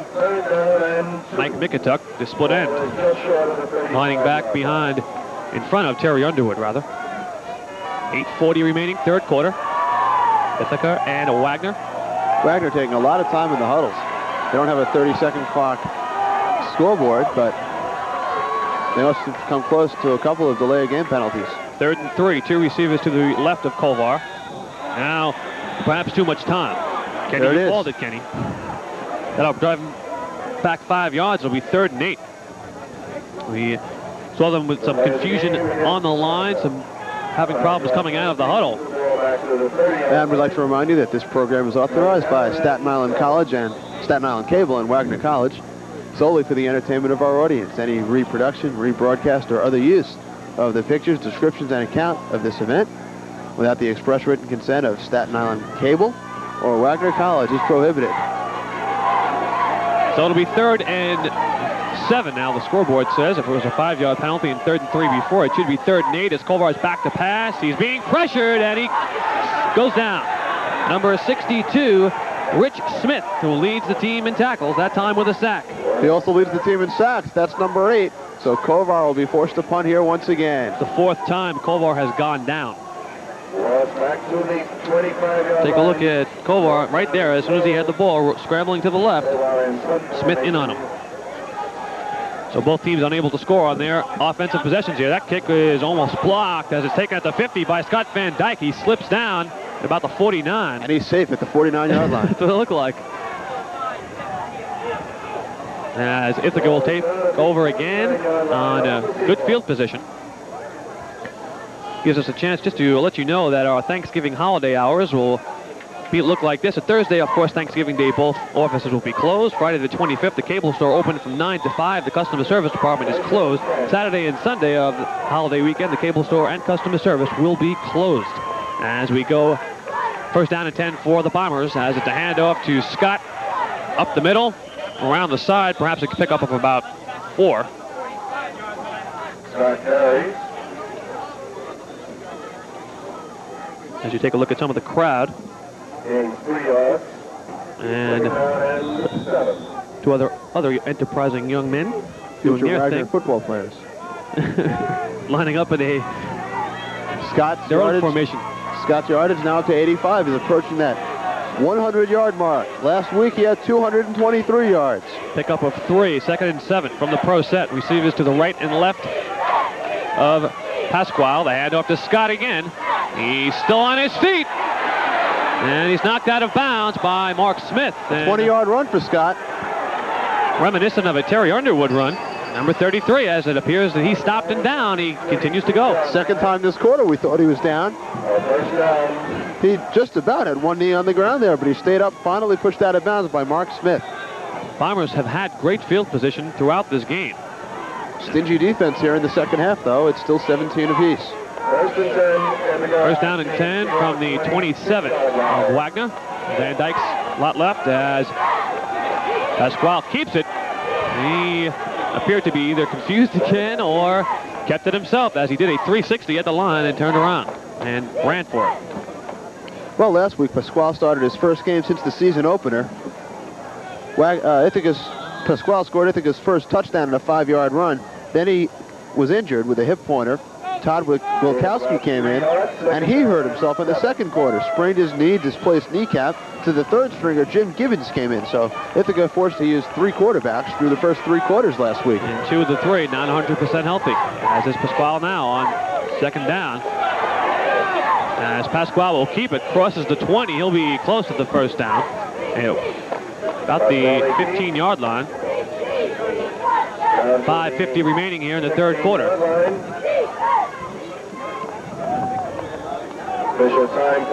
Now we'll have a timeout here for a measurement. Gives us a chance to remind you that touchdown orders will be taken for pay-per-view during the holidays at 720-2222. And also to remind you, our repair service department will be open during the holiday weekend. If you're have problems with your cable service, you can call us at 447-7161. Gain of 9 in that last play, so Pasquale now at 59 yards. And inches. 3rd and inches. They didn't get the first down. Got to look for probably Pasquale to keep it or the handoff to Scott.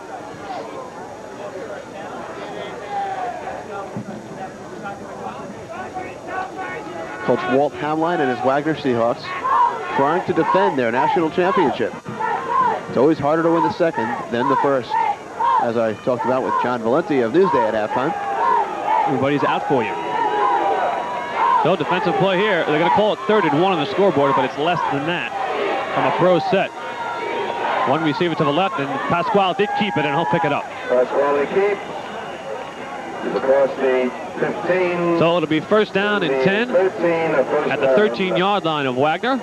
So they can make a 1st down without making the touchdown. As you take a look at quarterback Tom Pasquale. 5'10", 198 from Endicott, New York. He's just a junior. Out of Union Endicott High School. The backup, Todd Wilkowski, is a freshman. And then the other 2 quarterbacks, Jim Gibbons and Joe Giardina, both juniors. Now Ithaca will take a timeout with 5:33 remaining in the 3rd quarter. We're tied at 17. On Thanksgiving night, November 24th at 7:30, it's the WWF Survivor Series, where teams of 5 strive to survive. Only $19.95 if ordered by November 22nd, $24.95 November 23rd and 24th. Please keep in mind that only touch-tone phone computer orders will be taken on November 24th. So if you have a rotary or pulse telephone, please call our customer service department at 447-7312 by November 23rd to place your order. Consult Channel 61 for further ordering information. I was talking to John Valenti of Newsday at halftime. It's very interesting. Even though Wagner won the national championship last year, they lost $15,000 in the process due to hotel bills and plane bills going down for the various playoff games. Take a look at one of our high cameramen in our cherry picker Staten Island cable truck. Amazing that you win the national championship. It gives you exposure, Ken, but financially... Big six-page spread in Sports Illustrated before the season. So it's perhaps addition by subtraction as far as Wagner getting... I'm sure Coach Walt Hamline feels it was worth it. Hamline, also the athletic director here at Wagner. Also on the, as is Robert Deming, on the committee for the NCAA East Regional Selection Committee. 1st and 10 at the 13. Number 81, Scott Barker, will replace number 82, Scott Van Dyke, for the Bombers. 5:33 remaining, 3rd quarter from the pro set. Pasquale keeping it again, up the middle, he's got a hole, and he's in for the touchdown.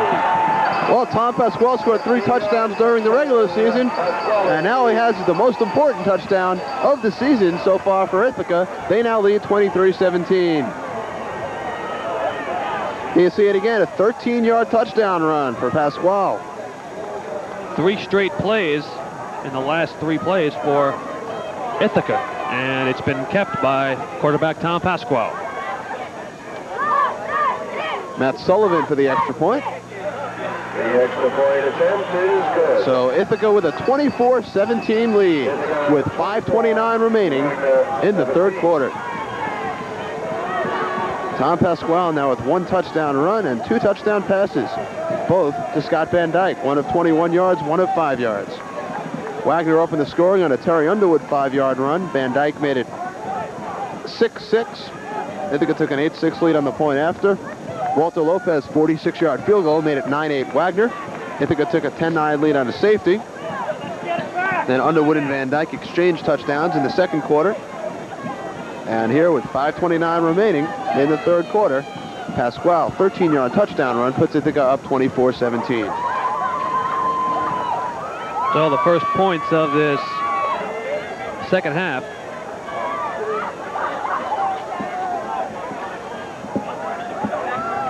As back for Wagner will be Terry Underwood and Mike Walker.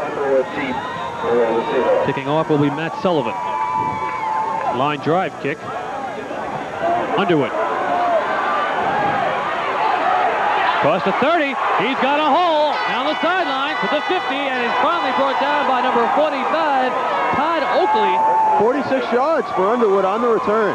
Time and time again, Kenny, we've seen Wagner either trailing or the game tied. This time they're trailing. The crowd has been silent, and Underwood will do it. So a 46-yard return. Here you see it again for Terry Underwood, who does not want his career in college football to end today. Terry Underwood on kickoff returns this season was averaging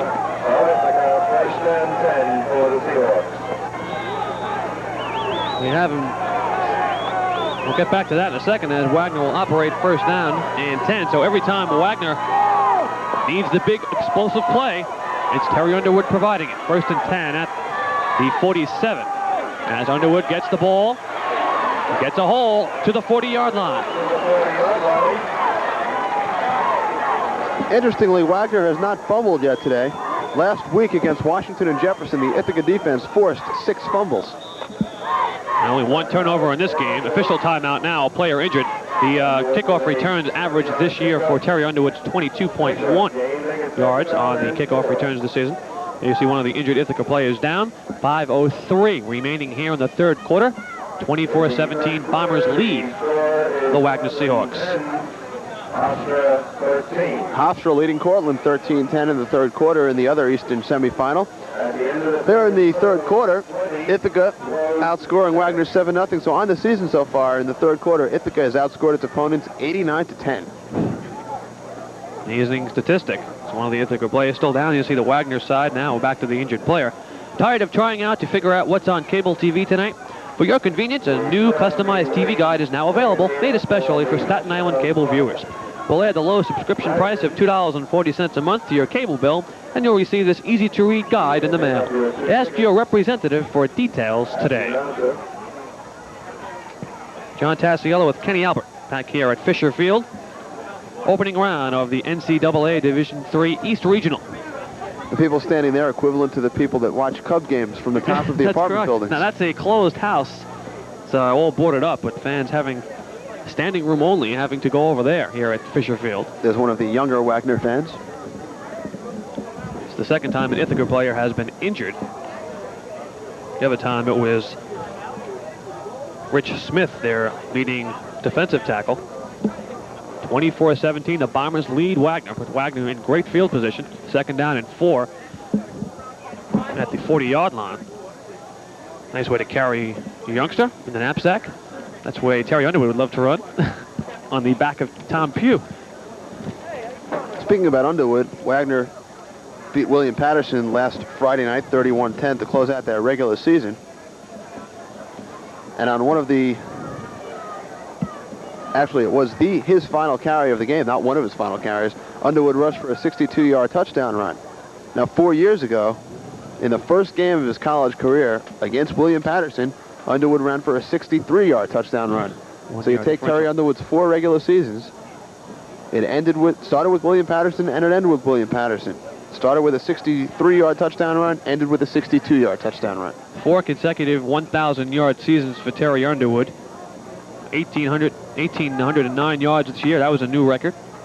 Broke the record of Sandy Rogers of Emory and Henry College. He rushed for 1,730 yards in 1986. Injured player down is John Howard, number 54, the left outside linebacker. So Wagner with the 2nd and 4 on the Ithaca 40. Mike Mikutuk now, slot right from the I formation. Pugh and Underwood. Johnson slot left. Underwood tries to get a hole. He's tripped up and still on his feet now, brought down just across the 40. He did well just to get a gain of a yard on that play. It'll be 3rd and about 3. Key possession for Wagner with 4.5 remaining third quarter. They trail this playoff game 24-17. Craig Belcher in on that stop. Underwood apparently was going to be stopped behind the line of scrimmage. Wagner crowd getting a little restless now, trying to get their team back in the game as Tom Pugh and Pete Ottaviano come out.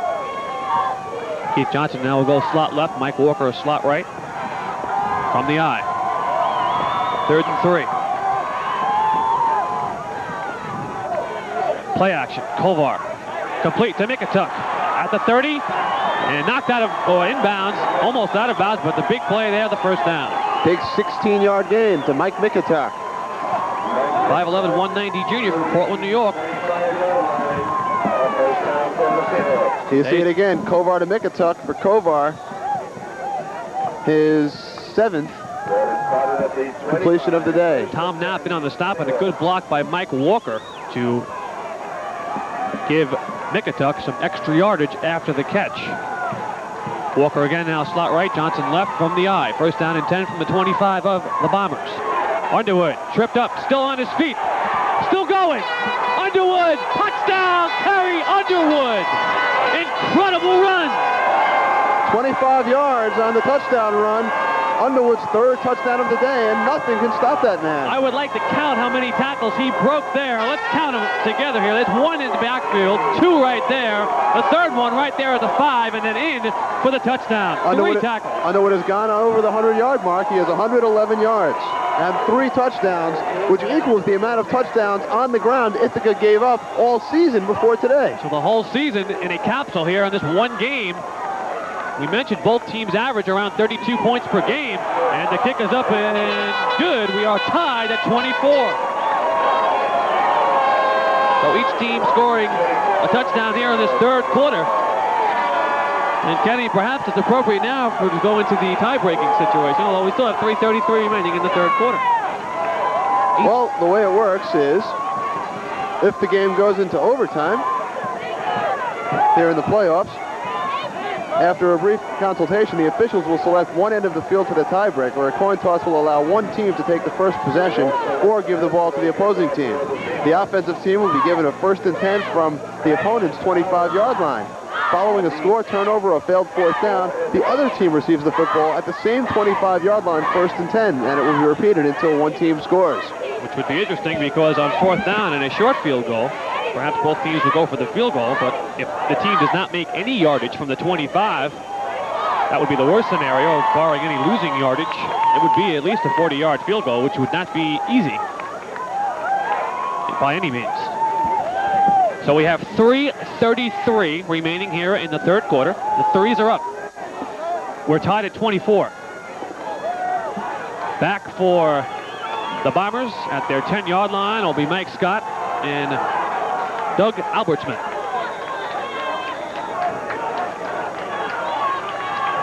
Walter Lopez will kick it off. Line drive, kick short, taken by Mike Scott. Tries to angle for the sidelines. He's got a hole, one man to beat is the kicker, and out of bounds. Nice play by Walter Lopez, stopping Mike Scott from going all the way. 39-yard return by Mike Scott, and Ithaca once again in good field position. They've had that predominantly the whole game. Mike Scott, 29-yard average on kickoff returns. There you see the hole as he angles for the near sideline. Walter Lopez, the kicker, with the excellent defensive play. So, on 1st down and 10, the Bombers will be in Seahawk territory, 1st and 10 at the Wagner 46. Receivers to the left and right of quarterback Tom Pasquale. Scott Barker, slot left from the pro set. Head up to Scott, what a play by Maurice Hargrove. What an immediate hit on Mike Scott. Lots of 2 by Scott. Hargrove busts through the middle, similar to an earlier play by Rich Robinson. 6'2", 230 sophomore from Perth Amboy, New Jersey. Number 5 on the team in tackles with 39. There you see Hargrove in on the hit. Crowd chanting defense. The Wagner bench tries to get the crowd into it also. So Hargrove with his biggest play of the day. He didn't call his name too much in the first half. 2nd and 12, a loss of 2 from the pro set. Pasquale keeps it. Brought down by Rich Robinson. Wagner defense really keyed up for this drive by Ithaca. They started that way in the beginning of the third quarter. Then they had their problems on the touchdown drive in the middle of the quarter. Now they're back at it again as we near the end of this third quarter with 2:30 remaining. 3rd and 12. Ball at the 48-yard line of Wagner. George Gaspar rather comes out for the Seahawks.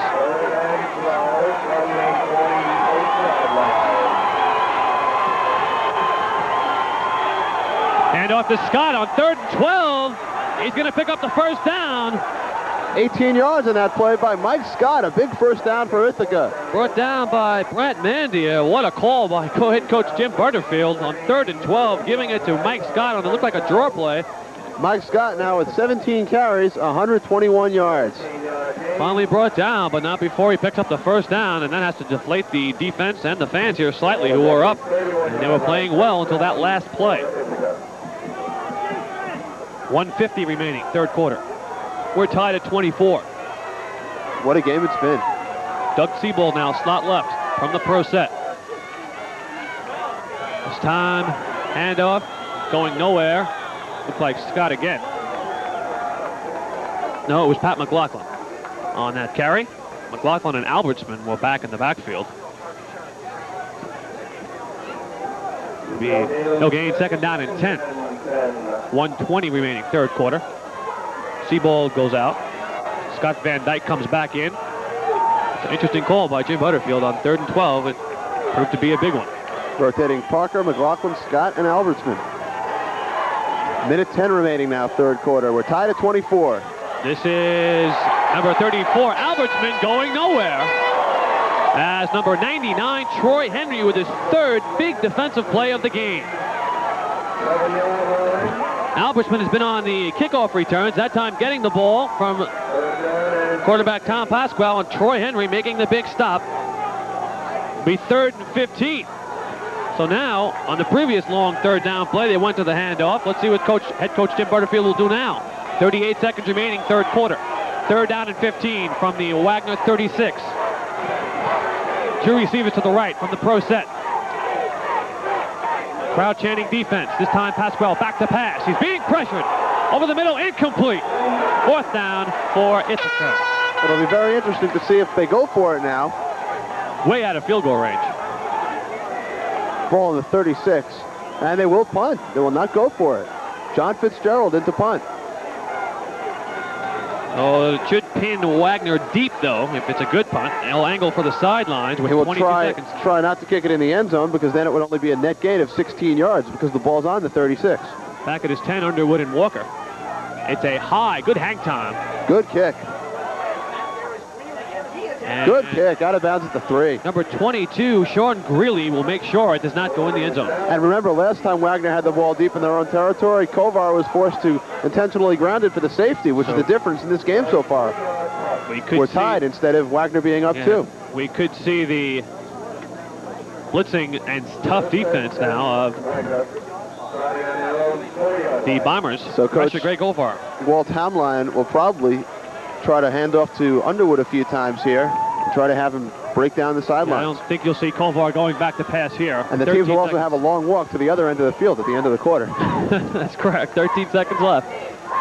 Kovar to Underwood. Protects the ball well. With 2 hands, he carried that ball. That should do it for the quarter. Gives a little breathing room for the Seahawks. About across the 5-yard line.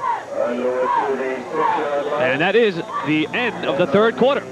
With the score, the Wagner Seahawks 24, the Ithaca Bombers 24. You're watching Wagner College football on Staten Island Cable.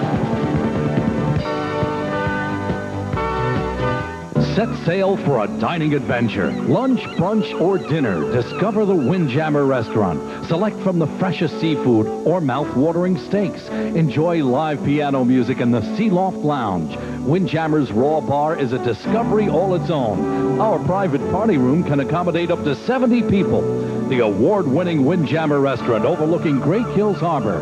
Phone 948-5772 for reservations and set sail for your dining adventure tonight. The big Q stands for quality.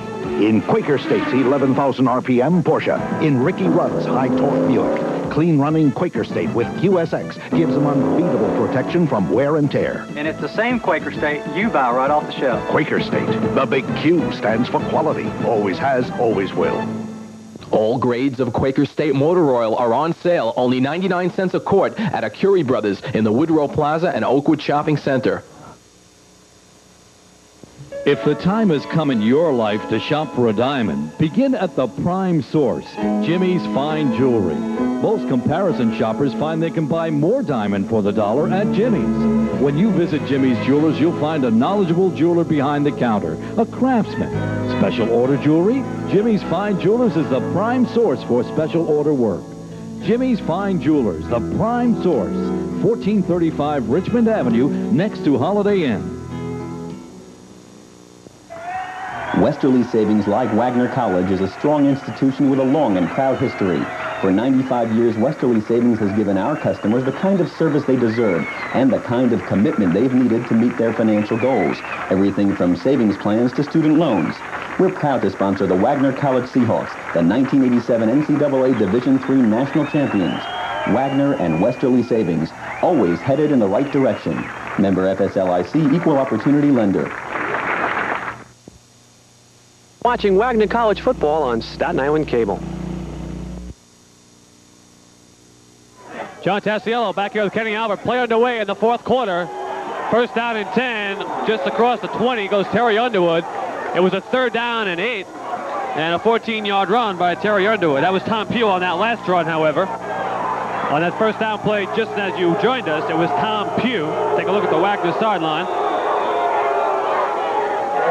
A big 3rd down play, an 8, Kenny, and Terry Underwood picked up 14 yards when it was Wagner at their own 5. At least gave them some breathing room. We're tied at 24, 13:27 remaining here in the fourth quarter. From the I formation, it's Pugh and Underwood. Johnson slot right, McIntuck left.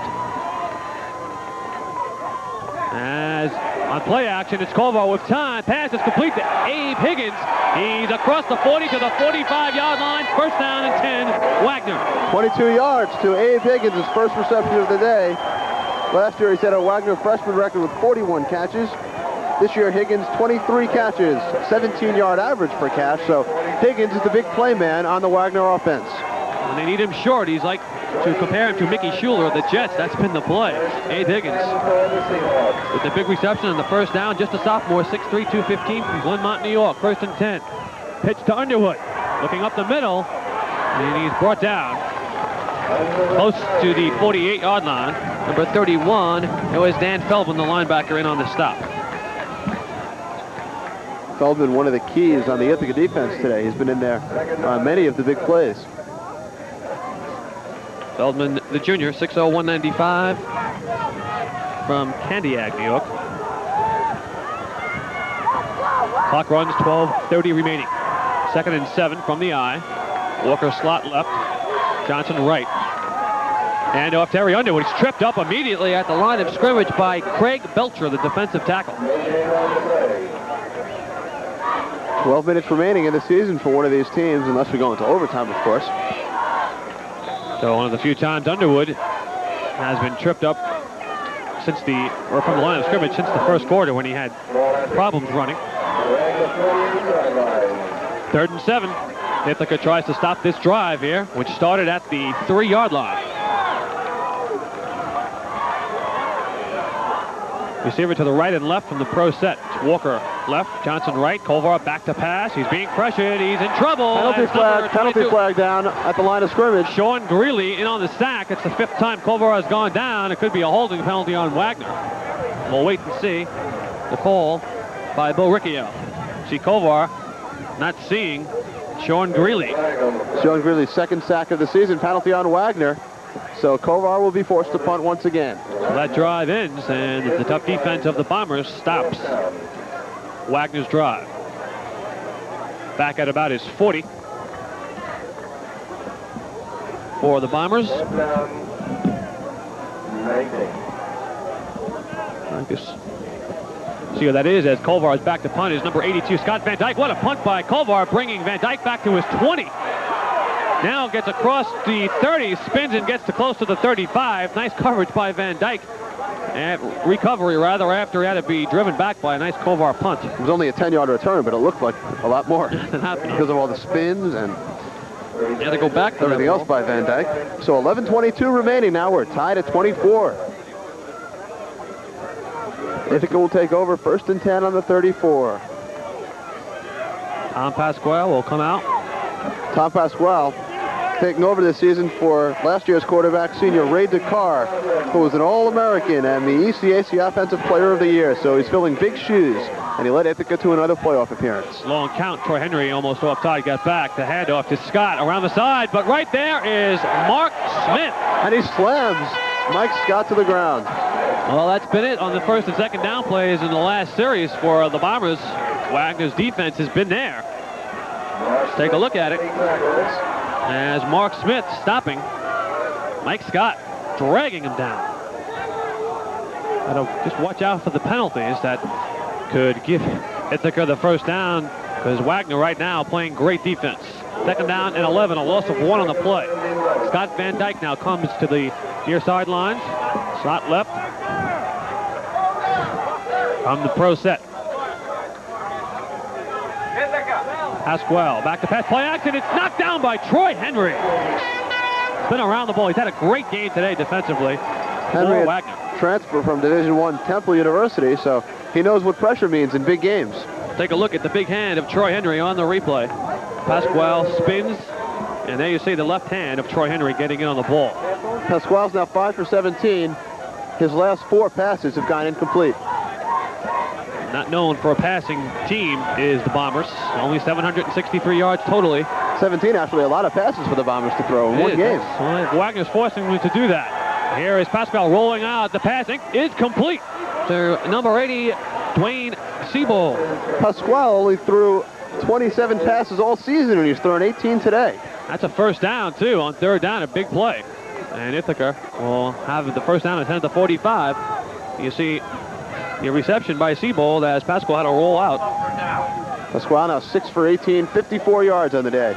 So Dwayne Siebold only caught 5 catches all year with his second reception of the day. The other one was that pass that went about 20 yards across field, and they gained about 3 yards on it. He's a senior out of Huntington High School on Long Island. 6-0. Clock continues to run. We're under 10 minutes. Spinning again is Pasquale. Pass is incomplete. No flag intended for Scott Van Dyke. Scott Van Dyke took a little dive there, trying to draw the pass interference from number 27, Brent Mandia, who leads the team with 4 interceptions. Second and 10, 10:01 remaining. Mandia, a local product from Monsignor High School here on Staten Island. Senior Farrell.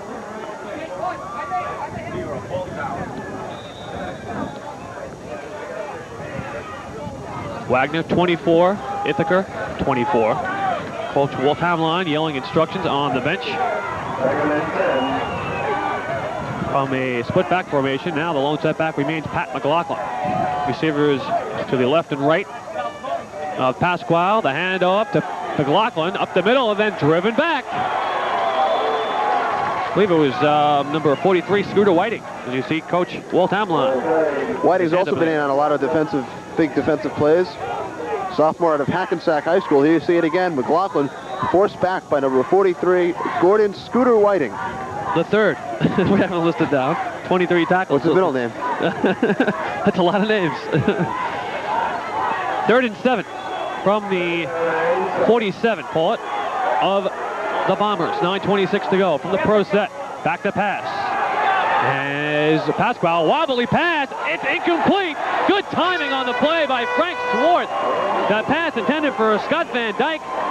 Timing that well and not enabling Van Dyke to catch it. I thought Swart might have been called for interference because the ball was not in Van Dyke's hands and Swart took his shoulders and forced him down. It was either going to be that or it was perfect timing. It was on the borderline. And what about Troy Henry? He leaped over a blocker and almost got to Pasquale. I couldn't mention that immediately because I was watching the play go upfield, but I did see that out of the corner of my eye. And now Ithaca forced to punt. Underwood and Walker back at about their 20. Short kick, Underwood. Only a 27-yard kick. He fielded that in a maze of Ithaca players. Good pressure being put on by Jack Scholes, who almost blocked Fitzgerald's punt. Was about a yard and a half away. So Wagner takes over again. 9:10 remaining.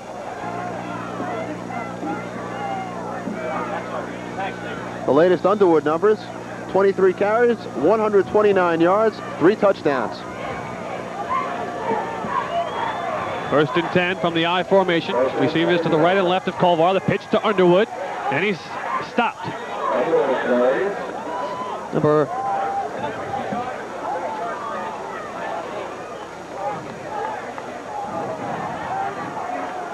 The other Eastern Regional semifinal also tied. Hofstra and Cortland State 13 all in the third. Now, Wagner faced Hofstra earlier this year and won 30-24. Ithaca faced Cortland State and lost 21-20. So both these teams could be rooting for Hofstra because Ithaca had trouble with Cortland while Wagner got by Hofstra. 2nd and 9, a gain of 1 by Underwood. Play action, Kovar back to pass, sideline pattern for Mike Mikutuk, out of bounds. Didn't pick up much, only about 3 or 4 yards. Be 3rd and long, 3rd and 6. Mikutuk, a versatile player, filled in at fullback last season. Excellent blocker. He's also one of the top student athletes on the team. He's a junior from Cortland, so should Wagner go on and play Cortland, it would be a homecoming for Mike Mikutuk. Kovar has now completed 3 consecutive passes. He's now 8 for 16 for 181 yards. So Greg Kovar now calling timeout. Some confusion on the line by Wagner. They might have taken too much time again. Kovar, 1 interception on the day. And just a final reminder, on Thanksgiving night, November 24th at 7:30, it's the WWF Survivor Series, where teams of 5 strive to survive. Only $19.95 afforded by November 22nd, $24.95 November 23rd and 24th. Please keep in mind that only touch-tone phone computer orders will be taken on November 24th. So if you have a rotary or pulse telephone, please call our customer service department at 447-7312 by November 23rd to place your order for the Survivor Series. Also consult Channel 61 for further ordering information. John Tassiello with Kenny Albert back here at Fisher Field. We have 8:30 remaining here in the 4th quarter. We're tied at 24 in the opening round of the Division III East Regional playoff game. 3rd down and 5 will be the situation for Wagner here. Up here in the press box, they're having some problems with the phone lines that go from the assistant coaches up here. Let's take a look at our box right there, where we are.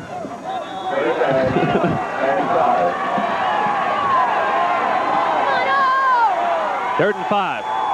Lone setback. Looks like Mike Mikutuk as Kovar back to pass. It is complete to Mike Walker at about the 49-yard line. It'll be a 1st down. So a big 3rd down passing play. 16 yards to Walker. Another big catch for Walker, who now has 4 receptions for 98 yards. So Mike Walker, the big play man today for Wagner. 2 receptions, 95 yards last week. He had an 80-yard touchdown last week. There you see Mike Walker, 6'3", 185, sophomore from Rome, New York. 1st and 10 from the 48, 8:12 remaining. We're tied at 24. From the eye, receivers to the right and left of Kovar. Handoff to Underwood, up the middle, brought down immediately. Number 73, Ralph Jones, the nose guard.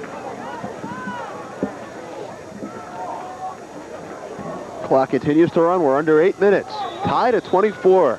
Take a look at the Wagner bench. We saw Walter Lopez practicing field goal attempts. As Pete Ottaviano, Mike Mikutuk, now he'll stay. Yeah, Ottaviano comes out. Now Mikutuk on the second thought will come out. Walker left, Johnson right from the eye. Looks like Greg Harris is in there. Get our vantage point here. No, it was Pugh, 32 Pugh, and he'll get the ball on the reception, but he cannot hold on. It was Pugh. For a second, it looked like 30, but it was 32. Tom Pugh and Terry Underwood remained in the backfield, and Pugh could not hold on to the ball. This will be a 3rd and 9. The Ithaca crowd now chanting defense and trying to get their team the momentum again here. Pugh came into the game with 8 receptions, 55 yards this season. He missed games with the strained knee. So it's 3rd and 9, 7:25 remaining. Lone setback is Pugh. Kovar back to pass, has plenty of time. Over the middle, it's Abe Higgins again! For the 1st down for the Wagner Seahawks. Wide open in a host of defensive backs covering Higgins, but he had the ball and picked up the 1st down. Kovar had a lot of time there. Here you'll see it again. 1, 2, 3, 4 full seconds of perfect protection. Kenny showing us his counting ability. 7:10 remaining. And a big 1st down for Wagner now in Ithaca territory. 1st and 10 from the 34 from the I formation. Kovar's now thrown for over 200 yards. Big day. Now we have a flag down. Perhaps they might have taken too much time again. Either that or illegal procedure as a man moved on the line. We'll have to wait. So we expected both teams to run about 80% of the time, and it has not worked out that way. No, it's interestingly enough, both teams passing. It is a legal procedure on Wagner, the call. Only the 6th or 7th penalty, no more than 7 penalties in this game.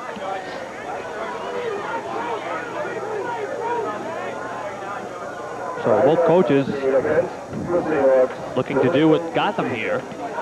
Basically did not want to predict what would happen. He said anything can happen. Both coaches agreed on that. Anything can happen in this game. And right now we're tied at 24 with 6:50 remaining. First and 15 for Wagner at the 38. Kovar back to pass on first down. And it is incomplete. Nice try by a diving Mike Walker. Well, you can't complete all the passes all the time, and there it was too short for Mike Walker, who tried to dive back. Kovar now heading over towards the sidelines, receiving instructions from 8th-year head coach Walt Hamline. They see Mark Smith. We now received word that Cortland leads Hofstra 25-13, so Cortland with 12 straight points, and looks like they will be facing the winner of this game, although you never know what can happen. 6:42 remaining here, second down and 15. Tied at 24, Kovar back to pass. He has time. It's over the middle. Abe Higgins again. Across the 30 to the 20, and he's brought down by number 90, Matt Herbst. Abe Higgins with some big first down receptions, and that'll be another one for Wagner with 6:34 remaining. 16 yards for Higgins, another big play right down the middle. Same play as last time. Abe Higgins only a sophomore, but he's playing like a senior. So down the stretch, it's been Terry Underwood, and now on the receiving side, passing offensively, it's been Abe Higgins in the last two big first down plays on third down. Wagner has driven downfield without Terry Underwood being a big factor in this series. First down and 10. There's Terry Underwood, jumps over one man, then he's gang tackled by a host of a few other Bombers. Number 90, Matt Herbst in there. Also, Dagan Gray, the linebacker. We haven't said his name much. We haven't said his name much today, but he was an AP All-American last season, one of the leaders of the defense, and we have a Wagner penalty, so that'll bring it back. Probably a holding call. That'll make it second down and 20. That's going to hurt even if they wanted to get an attempt at a field goal. They call it a legal procedure, not a holding penalty. A legal procedure. That's the second time now in the last series of 4 downs that Wagner has been called for illegal procedure. A bit cold, as you can see, one of the fans here at Fisher Field. Temperature in the 40s. One on the left does not even have a jacket on. Man, it's amazing. First down, 15. Only a 5-yard penalty on illegal procedure. It's first and 15 from the 26-yard line. Lone setback, Tom Pugh. Wagner really using the clock here. Doing it well. Underwood was the wing back. The pass, and Mike Walker dives. Touchdown! Mike Walker for a diving touchdown. No flags on the play. And Wagner will take a 30-24 lead. 25 yards on the touchdown pass. Now it'll be interesting to see here whether they go for the 2 or the 1 point of the extra point. Here it is again. Walker wide open, dives, and a great touchdown pass from Kovar. He had the 80-yard touchdown last week. Coming into the game, he had 4, so that is 5th touchdown of the year. Mike Walker. And Joe Kugelman in for the extra point attempt, Ken. He hit the last one. Penalty flag on the play.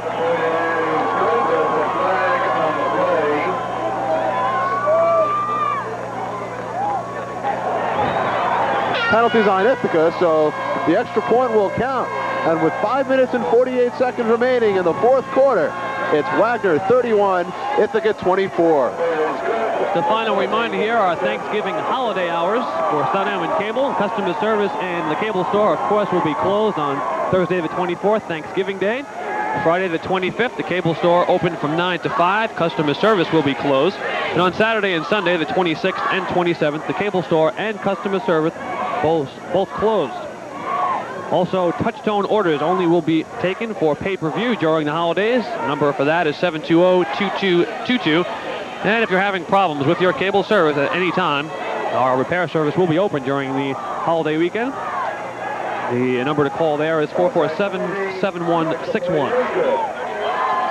5:48 remaining. John Tastiello with Kenny Albert remain in Fisher Field. 31-24. Wagner leading the Ithaca Bombers. The loser goes home. The winner goes on. They assessed for offsides.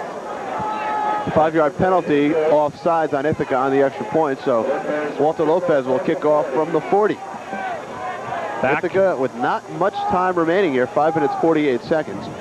It'll be interesting to see whether they keep the ball on the ground or go via the pass. So the 31 points here, Ken, close to half of what Ithaca has given up all season, only given up 65 points all year. Mike Scott, who had the big run last time on the last kickoff. Also back there is Albertsman, Doug Albertsman, at about their 8-yard line as Lopez will kick off. Crowd, both crowds now on each side on their feet.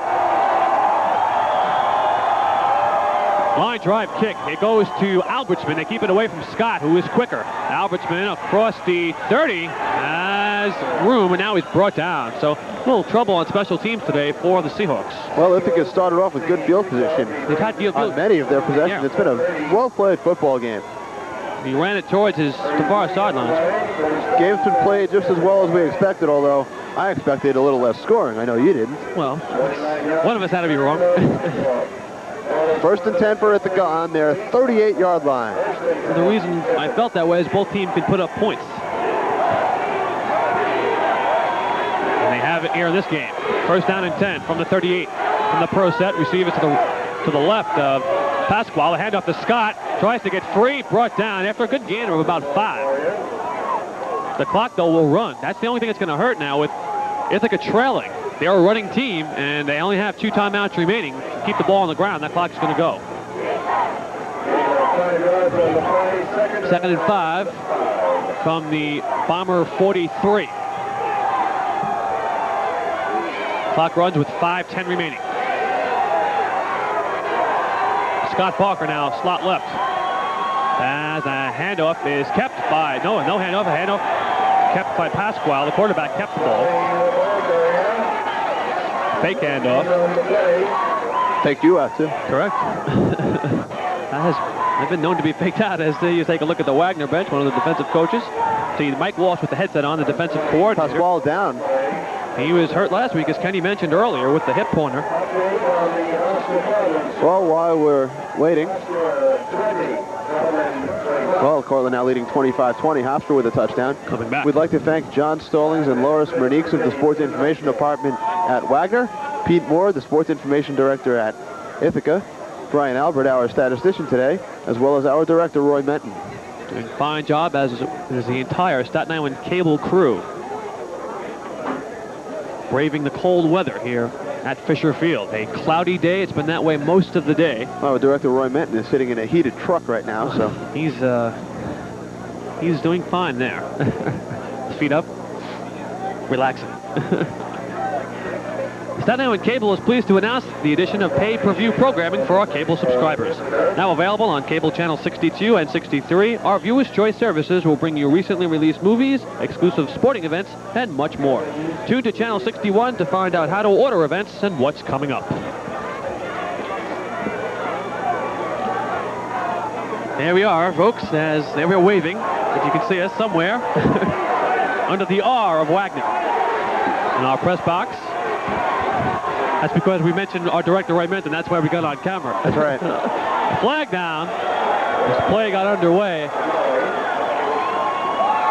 And that penalty looks like a legal procedure on Ithaca. And then number 14, quarterback James Gibbons in there, the third string quarterback, as Pasquale is out. Gibbons, 6'0", 199 from Naugatuck, Connecticut. He's a junior. He threw 21 passes this year and rushed 33 times. So Gibbons, like Pasquale, likes to run with the ball. 7 for 21 passing, only 64 yards this season. 3rd down and 9 on that penalty. 4:18 remaining. The crowd chanting defense from the pro set. 2 receivers to the left of James Gibbons. Now it's number 1, Wilkowski. The quarterback, Wilkowski, in there. And the pass is complete to Mike Scott, but it's short for a first down. Todd Wilkowski was the quarterback. 6'3", 175 freshman from Depew, New York. He was in there on that play, so 2 plays and 2 different quarterbacks. Number 1 was the quarterback, Todd Wilkowski. As he had time. The pass was complete to Scott, but short of a first down. And now, Kenny, the plan for Wagner's got to be to kill the clock. They'll get the ball back on 4th down and 6.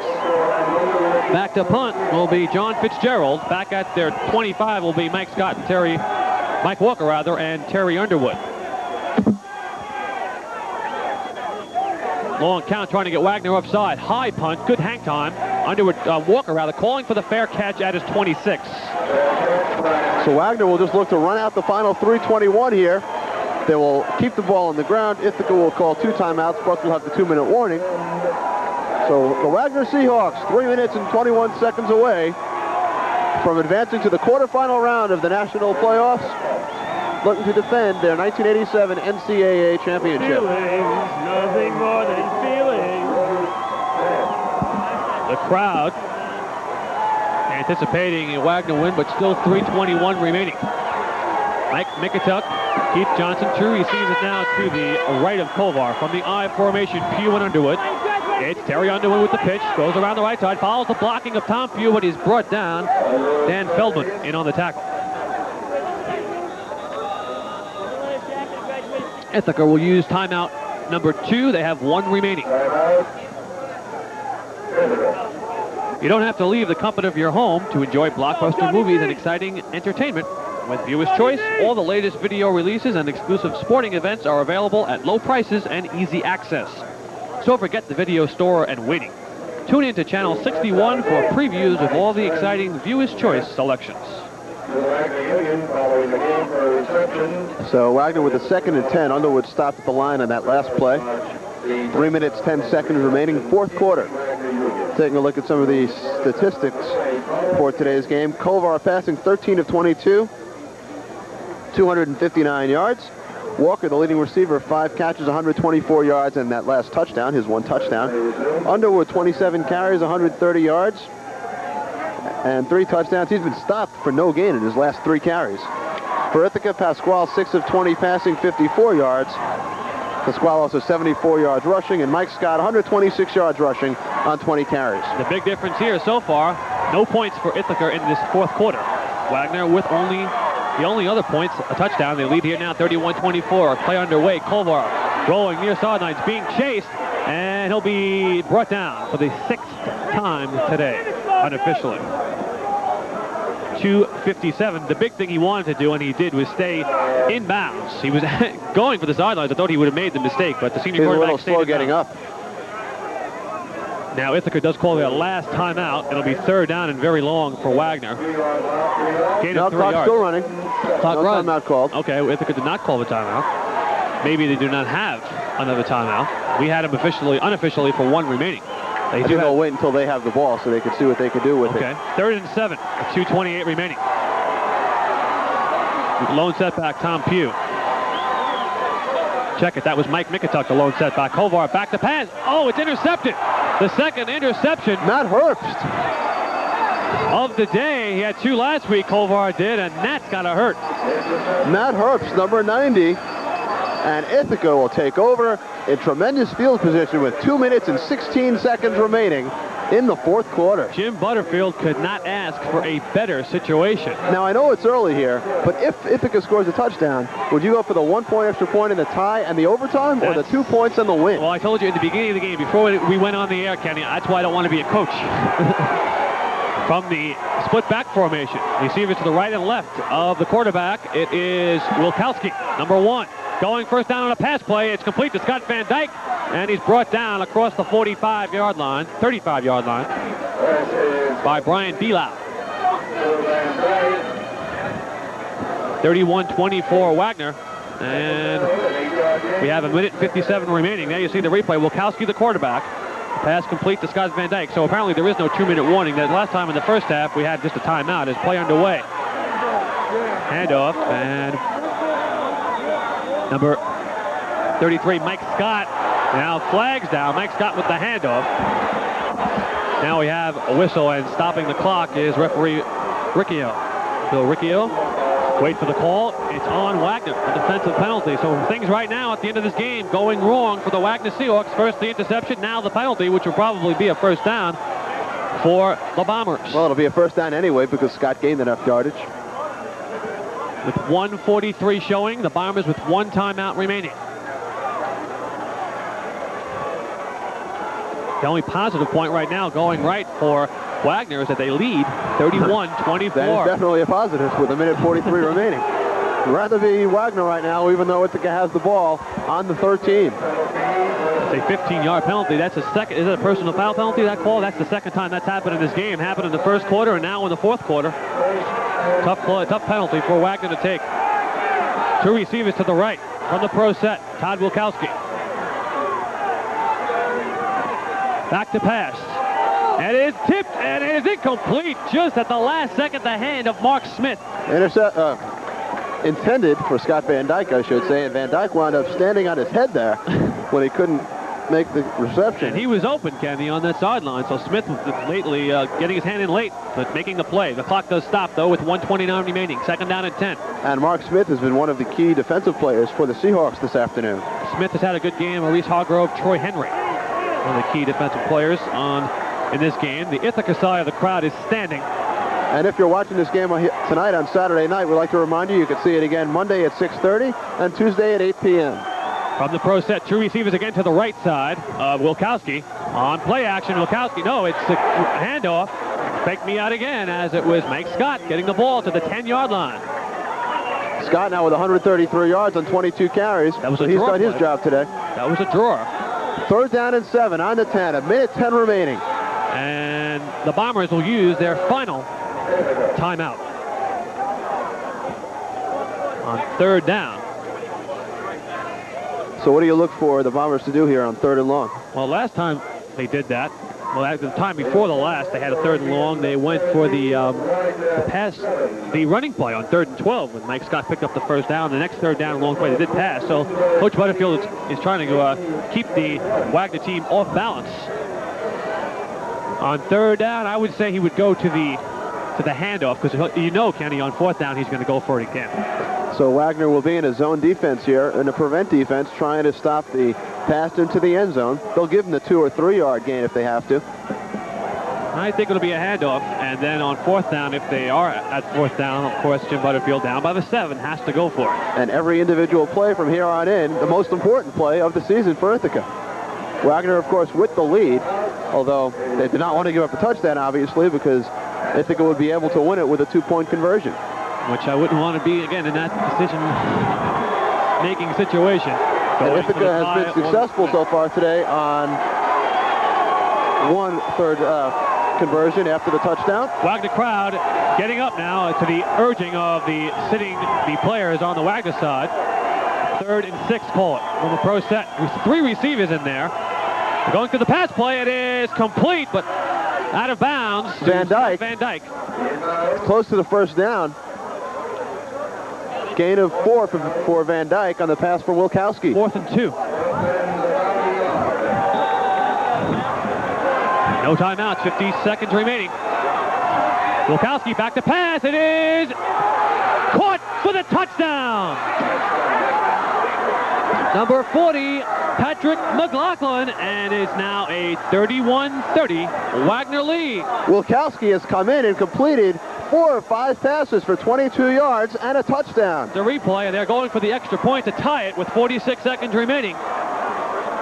There you see the replay, and there you see a happy Pat McLaughlin. The holder here is Scott Barker. He threw it for the 2-point conversion earlier. Walt Hamline screaming on the sideline. Kick is up, and it is just over the bar. Penalty flag. We'll have to see what the call is. Waiting to see the call by Coach Bill Riccio, by referee Bill Riccio. 46 seconds showing. Kick was good as far as the extra point is concerned, and it is good, and a penalty was on Wagner. We are tied at 31. Just reiterating what we said earlier, if we go into overtime, each team will get a chance to score. It's not like NFL overtime.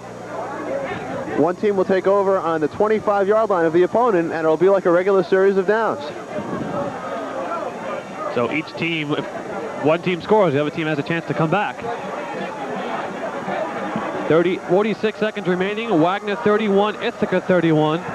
Boy, coming down, I guess the key play of that drive had to be starting at the interception by Greg Kovar. Unfortunately, that's the way it started for the Bombers. Great field position, which they had most of the game. 46 seconds remaining. Timeouts, Wagner has around, at least has all 3 of them. Did not believe what just happened. Now, Ithaca's celebrating on the sideline. They have to remember there are still 46 seconds left. And with 3 timeouts in 46 seconds, a lot can happen. A good run back here on the kickoff, and then perhaps a field goal situation could win it for Wagner, but they will be kicking off There was a penalty on that extra point attempt, so they'll be kicking off from the 50. 15-yard penalty. That's the third time that's happened in this game to Wagner. 15-yard penalties. Personal fouls, 3 of them. Too many men on the field on that. Okay, too many men on the field. That's interesting. Boy, tough time to have that type of situation.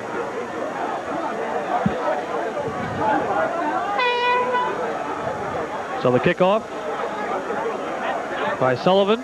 Back at their goal line, Terry Underwood and Mike Walker. Long kick. They'll be taken by no one as it goes in the end zone. It'll be first down and 10 at the 20. So Wagner needs to go 80 yards in 46 seconds to avoid overtime. You have to wonder if they'll just run it out here because Kovar threw the interception last time. They don't want Ithaca to get an interception down here by the 20-yard line. Maybe I look to 3 timeouts, get in field goal range. And Lopez kicked the 46-yarder earlier today. So they shocked Wagner's side after they had a 31-24 lead with just 50 seconds remaining. Well, Wagner averages 33 points a game, so their offense has done the job today. So the defense has not been able to hold the Bombers. Ithaca also averaging in the neighborhood of 33 points. Kovar back to pass. He's got time. Pass is complete to Mike Mikatuk over the middle. Across the 30. Fans wanted the penalty. Beautiful block by Walker. That's what the fans were oohing about. Okay. 18-yard gain to Mikatuk. I was watching Mikatuk. I did not see the hit. And Wagner calls timeout with 36 seconds remaining. What a block by Mike Walker, the block of the game. Let's see if we can see it on the replay here. Watch number 3, Mike Walker. Right here. Oh, it's the first time I saw it. I was watching Mikatuk. Did not see that. It was a wide receiver throwing the block, too. So we have 36 seconds remaining. Very rare that the wide receiver throws the block. Now the whole Ithaca team over on the sidelines to discuss the strategy with Coach Jim Butterfield in his 22nd year. All-time winningest coach in Ithaca history.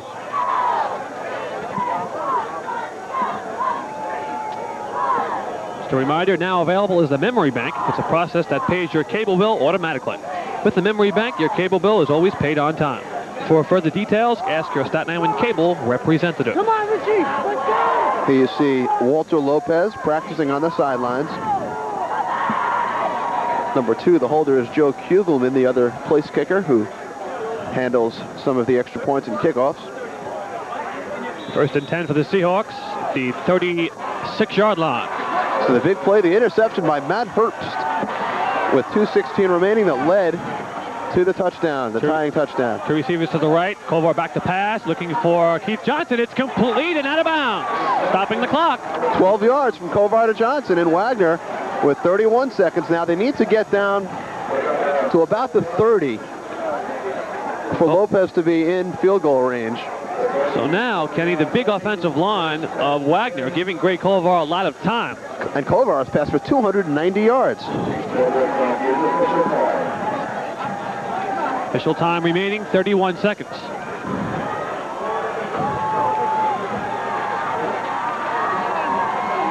First down and 10 from the Wagner 47. Split back formation as Kovar back to pass. It's time again.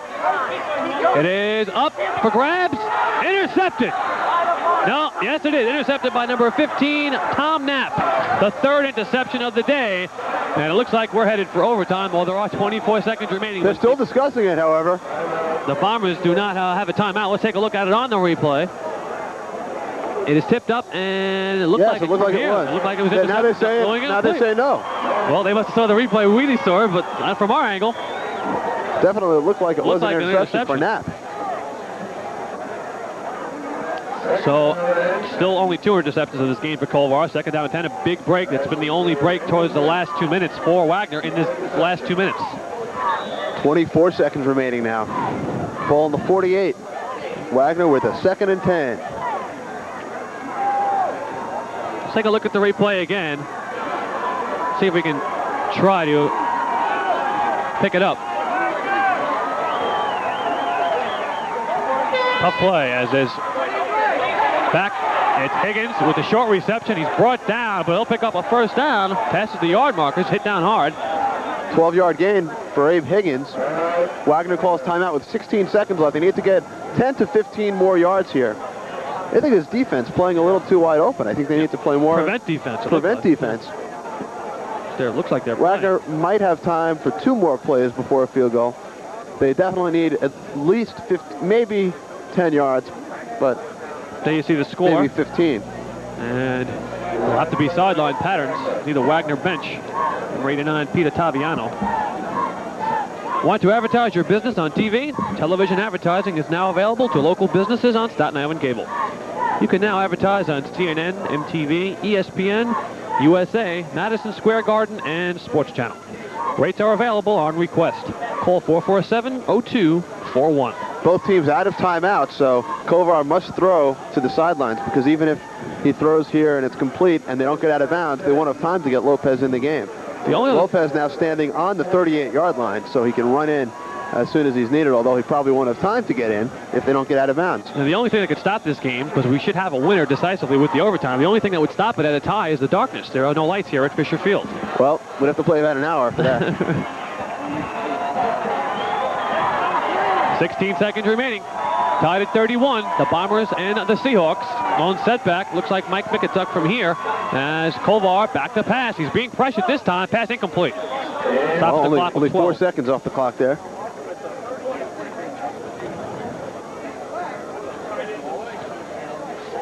$12 seconds.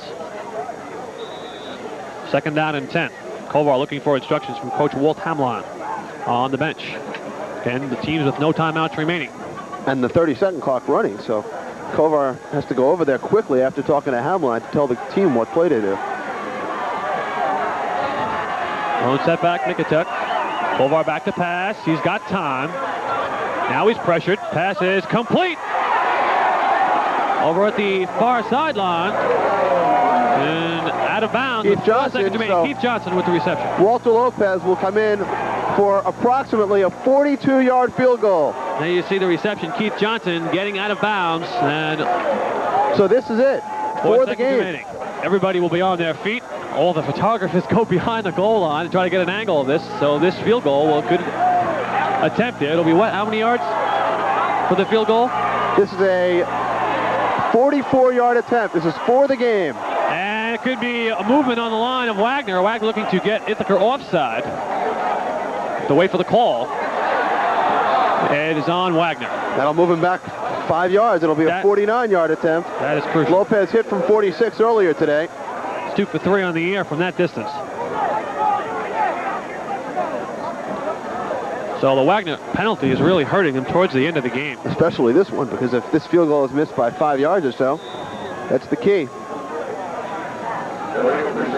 Legal procedure on the Seahawks. So now it'll be a 49-yarder, as Kenny mentioned. 4 seconds remaining. No wind. The wind is not a factor here at all. This is a 49-yard attempt. It's down. Kick is up. It's going to be short by about... without the penalty, it would have been good. 5 yards, perhaps, just short. So that's going to end regulation with the score. Ithaca 31, Wagner 31. You're watching Wagner College football on Staten Island Cable.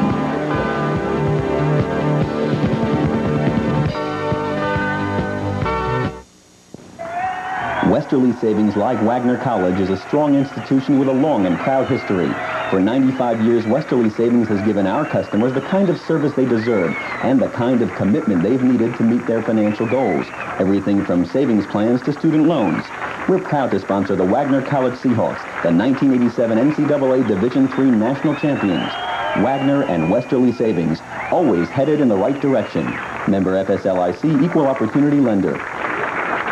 Isaac Dioro Jewelers has it all. A full assortment of gold chains, link necklaces, diamond cocktail rings, engagement rings, and much more at our outrageous low, low prices.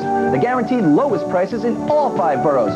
You can buy with confidence at Isaac Dioro Jewelers with our 4-day refund policy and our 1-year unconditional guarantee on all gold and diamond jewelry.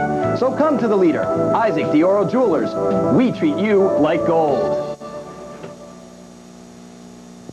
Your best deal on a new Dodge car, truck, or van is right on Staten Island at Ann Julie Dodge.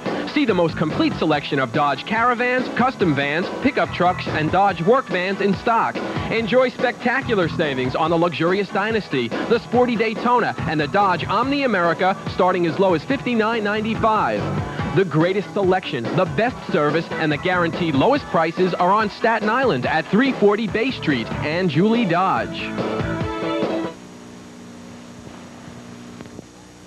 Hi, Don. How you doing? I haven't seen you in a while.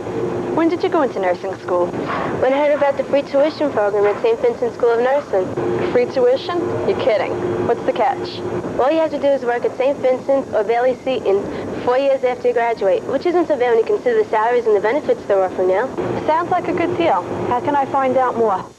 For more information, including eligibility requirements, call us at 390-1150. Watching Wagner College football on Staten Island Cable.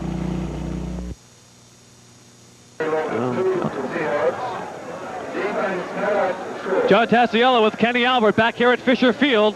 We will start the overtime period. We're tied at 31. Well, Ithaca, Wagner won the toss. They elected to defend first. Ithaca gets the ball. They get to play it like a regular set of downs here. If they score, or whether or not they score, Wagner gets to try the same thing from the 25.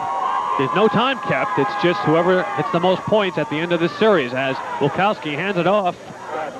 Scott with the carry. Game 1.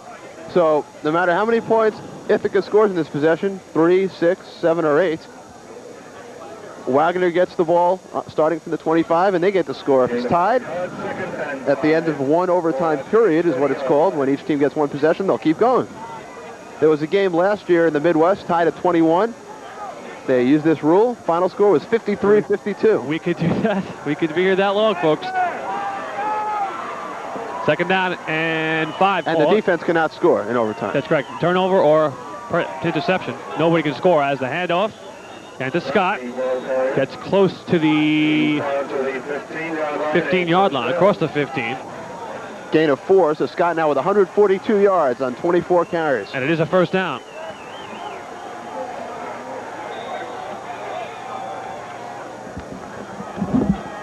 For 67 for Wagner will come in Brian Belau. First and 10. The 15-yard line. Receiver to the left is Balker from the pro set. Wilkowski, the quarterback. Pasquale, the starter, is out. Hand off to McLaughlin. Try to get a hole up the middle. Gain of about 3. 2 or 3. Each team, by the way, gets one timeout per overtime period. Again, time is not a factor. So this is not sudden death. It's just overtime.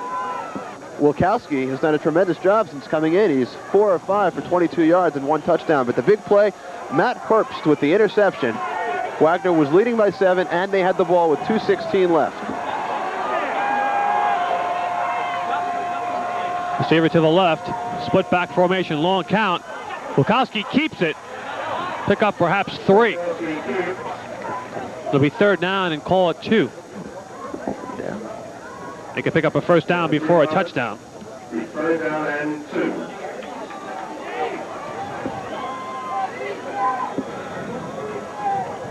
I've never witnessed a college football overtime. No, this is a first for myself also. Fans on their feet. Both sides, Ithaca and Wagner side.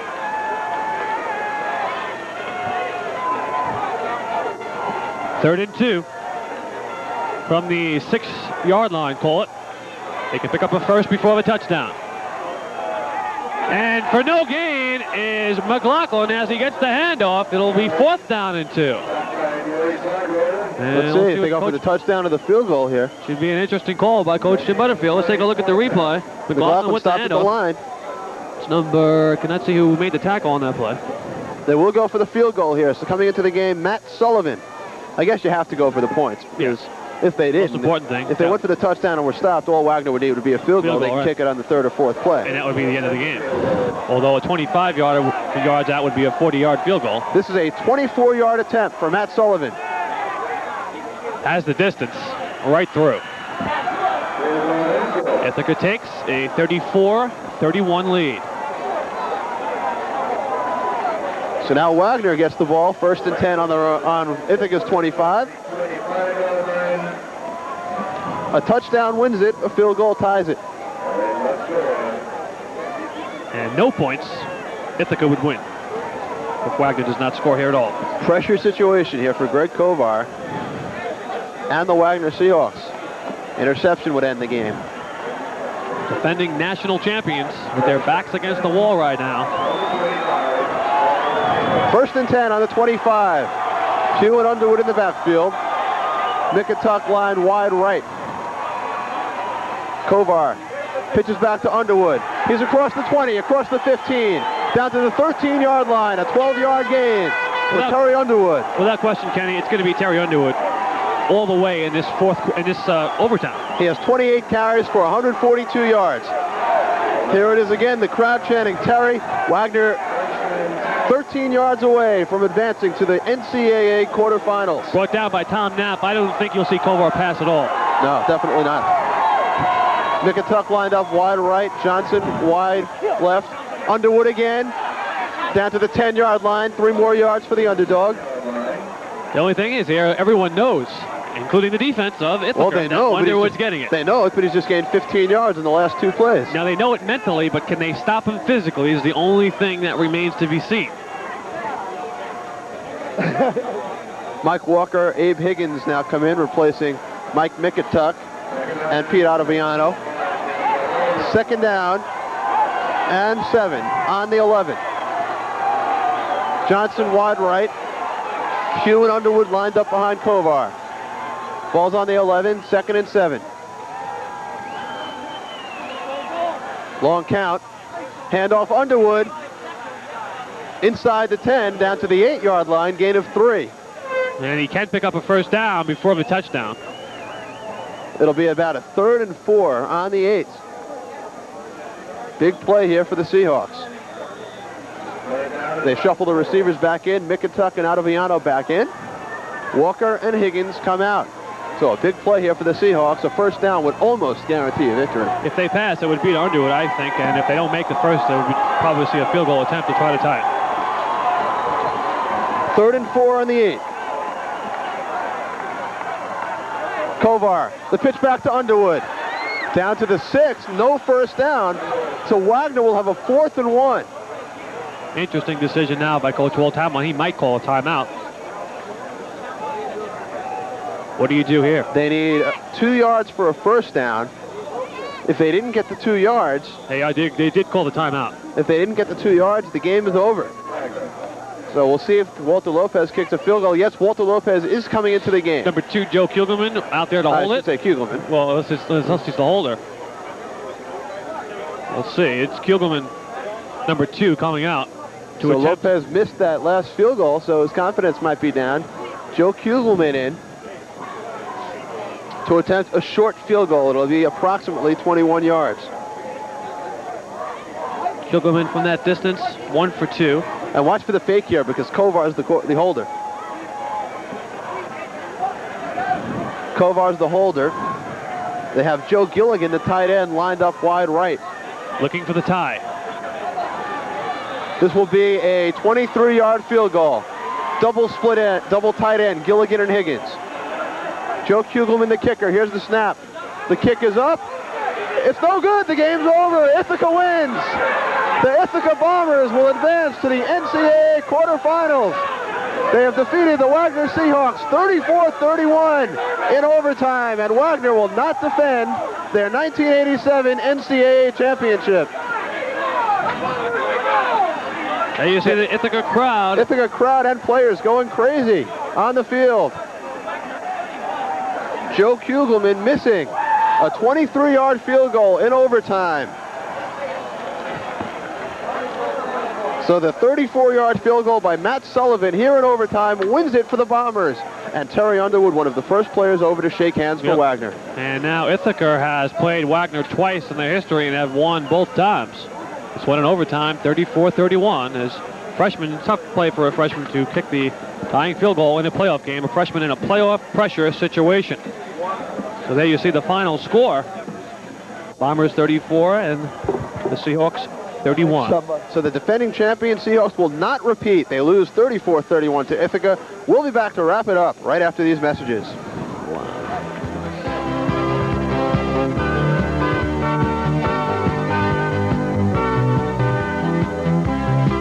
Most people think commercial banks are all alike. Truth is, they're not. Easy to say, right? Hello, Mr. Murphy. Well, at Gateway, if you accidentally overdraw your account, we'll call and give you a chance to cover your check. For business accounts, your statement is set up at the end of the month for easy reconciling. Other banks put business statements on odd cycles. See, there really is a difference. Gateway State Bank, Dungan Hill, St. George, Eltingville, and West Brighton. There really is a difference. They led me to you. The signs are beginning to appear one by one. Your baby's due in February. I'm 29. How'd you know that? The signs are getting closer Stay away. and closer. I need to know what it says and what language it is. There's a whole chain of signs. It's about the apocalypse. You can't stop it. Demi Moore is facing the horror of the seventh sign. One of the signs has to be stopped. But can it? Watch for the terror of the seventh sign, coming to your home on Viewer's Choice. Lou Gossett is annoyed. Hey, you know, we've got some real bad guys in this country. Abusing public lands, defacing parks, robbing historic sites. These are our lands, yours and mine. You know, the good guys. Now, you gonna let a bunch of bad guys run us off our public lands? Or are you gonna help save the lands? Let's show these bad guys that the good guys always win. Write Take Pride in America. Post Office Box 1339, Jessup, Maryland, 20794. Look who's here! In the craziest, most magical smash hit of the year. This is amazing. It's eye-popping, head-spinning, family fun. What do you think of this? Not bad. Michael Keaton I'm the ghost with the most, babe. is coming to your home as Beetlejuice. Oh, yeah, here I come, baby. So don't haunt the video store for Beetlejuice. It's in stock and only a scream away on Viewer's Choice.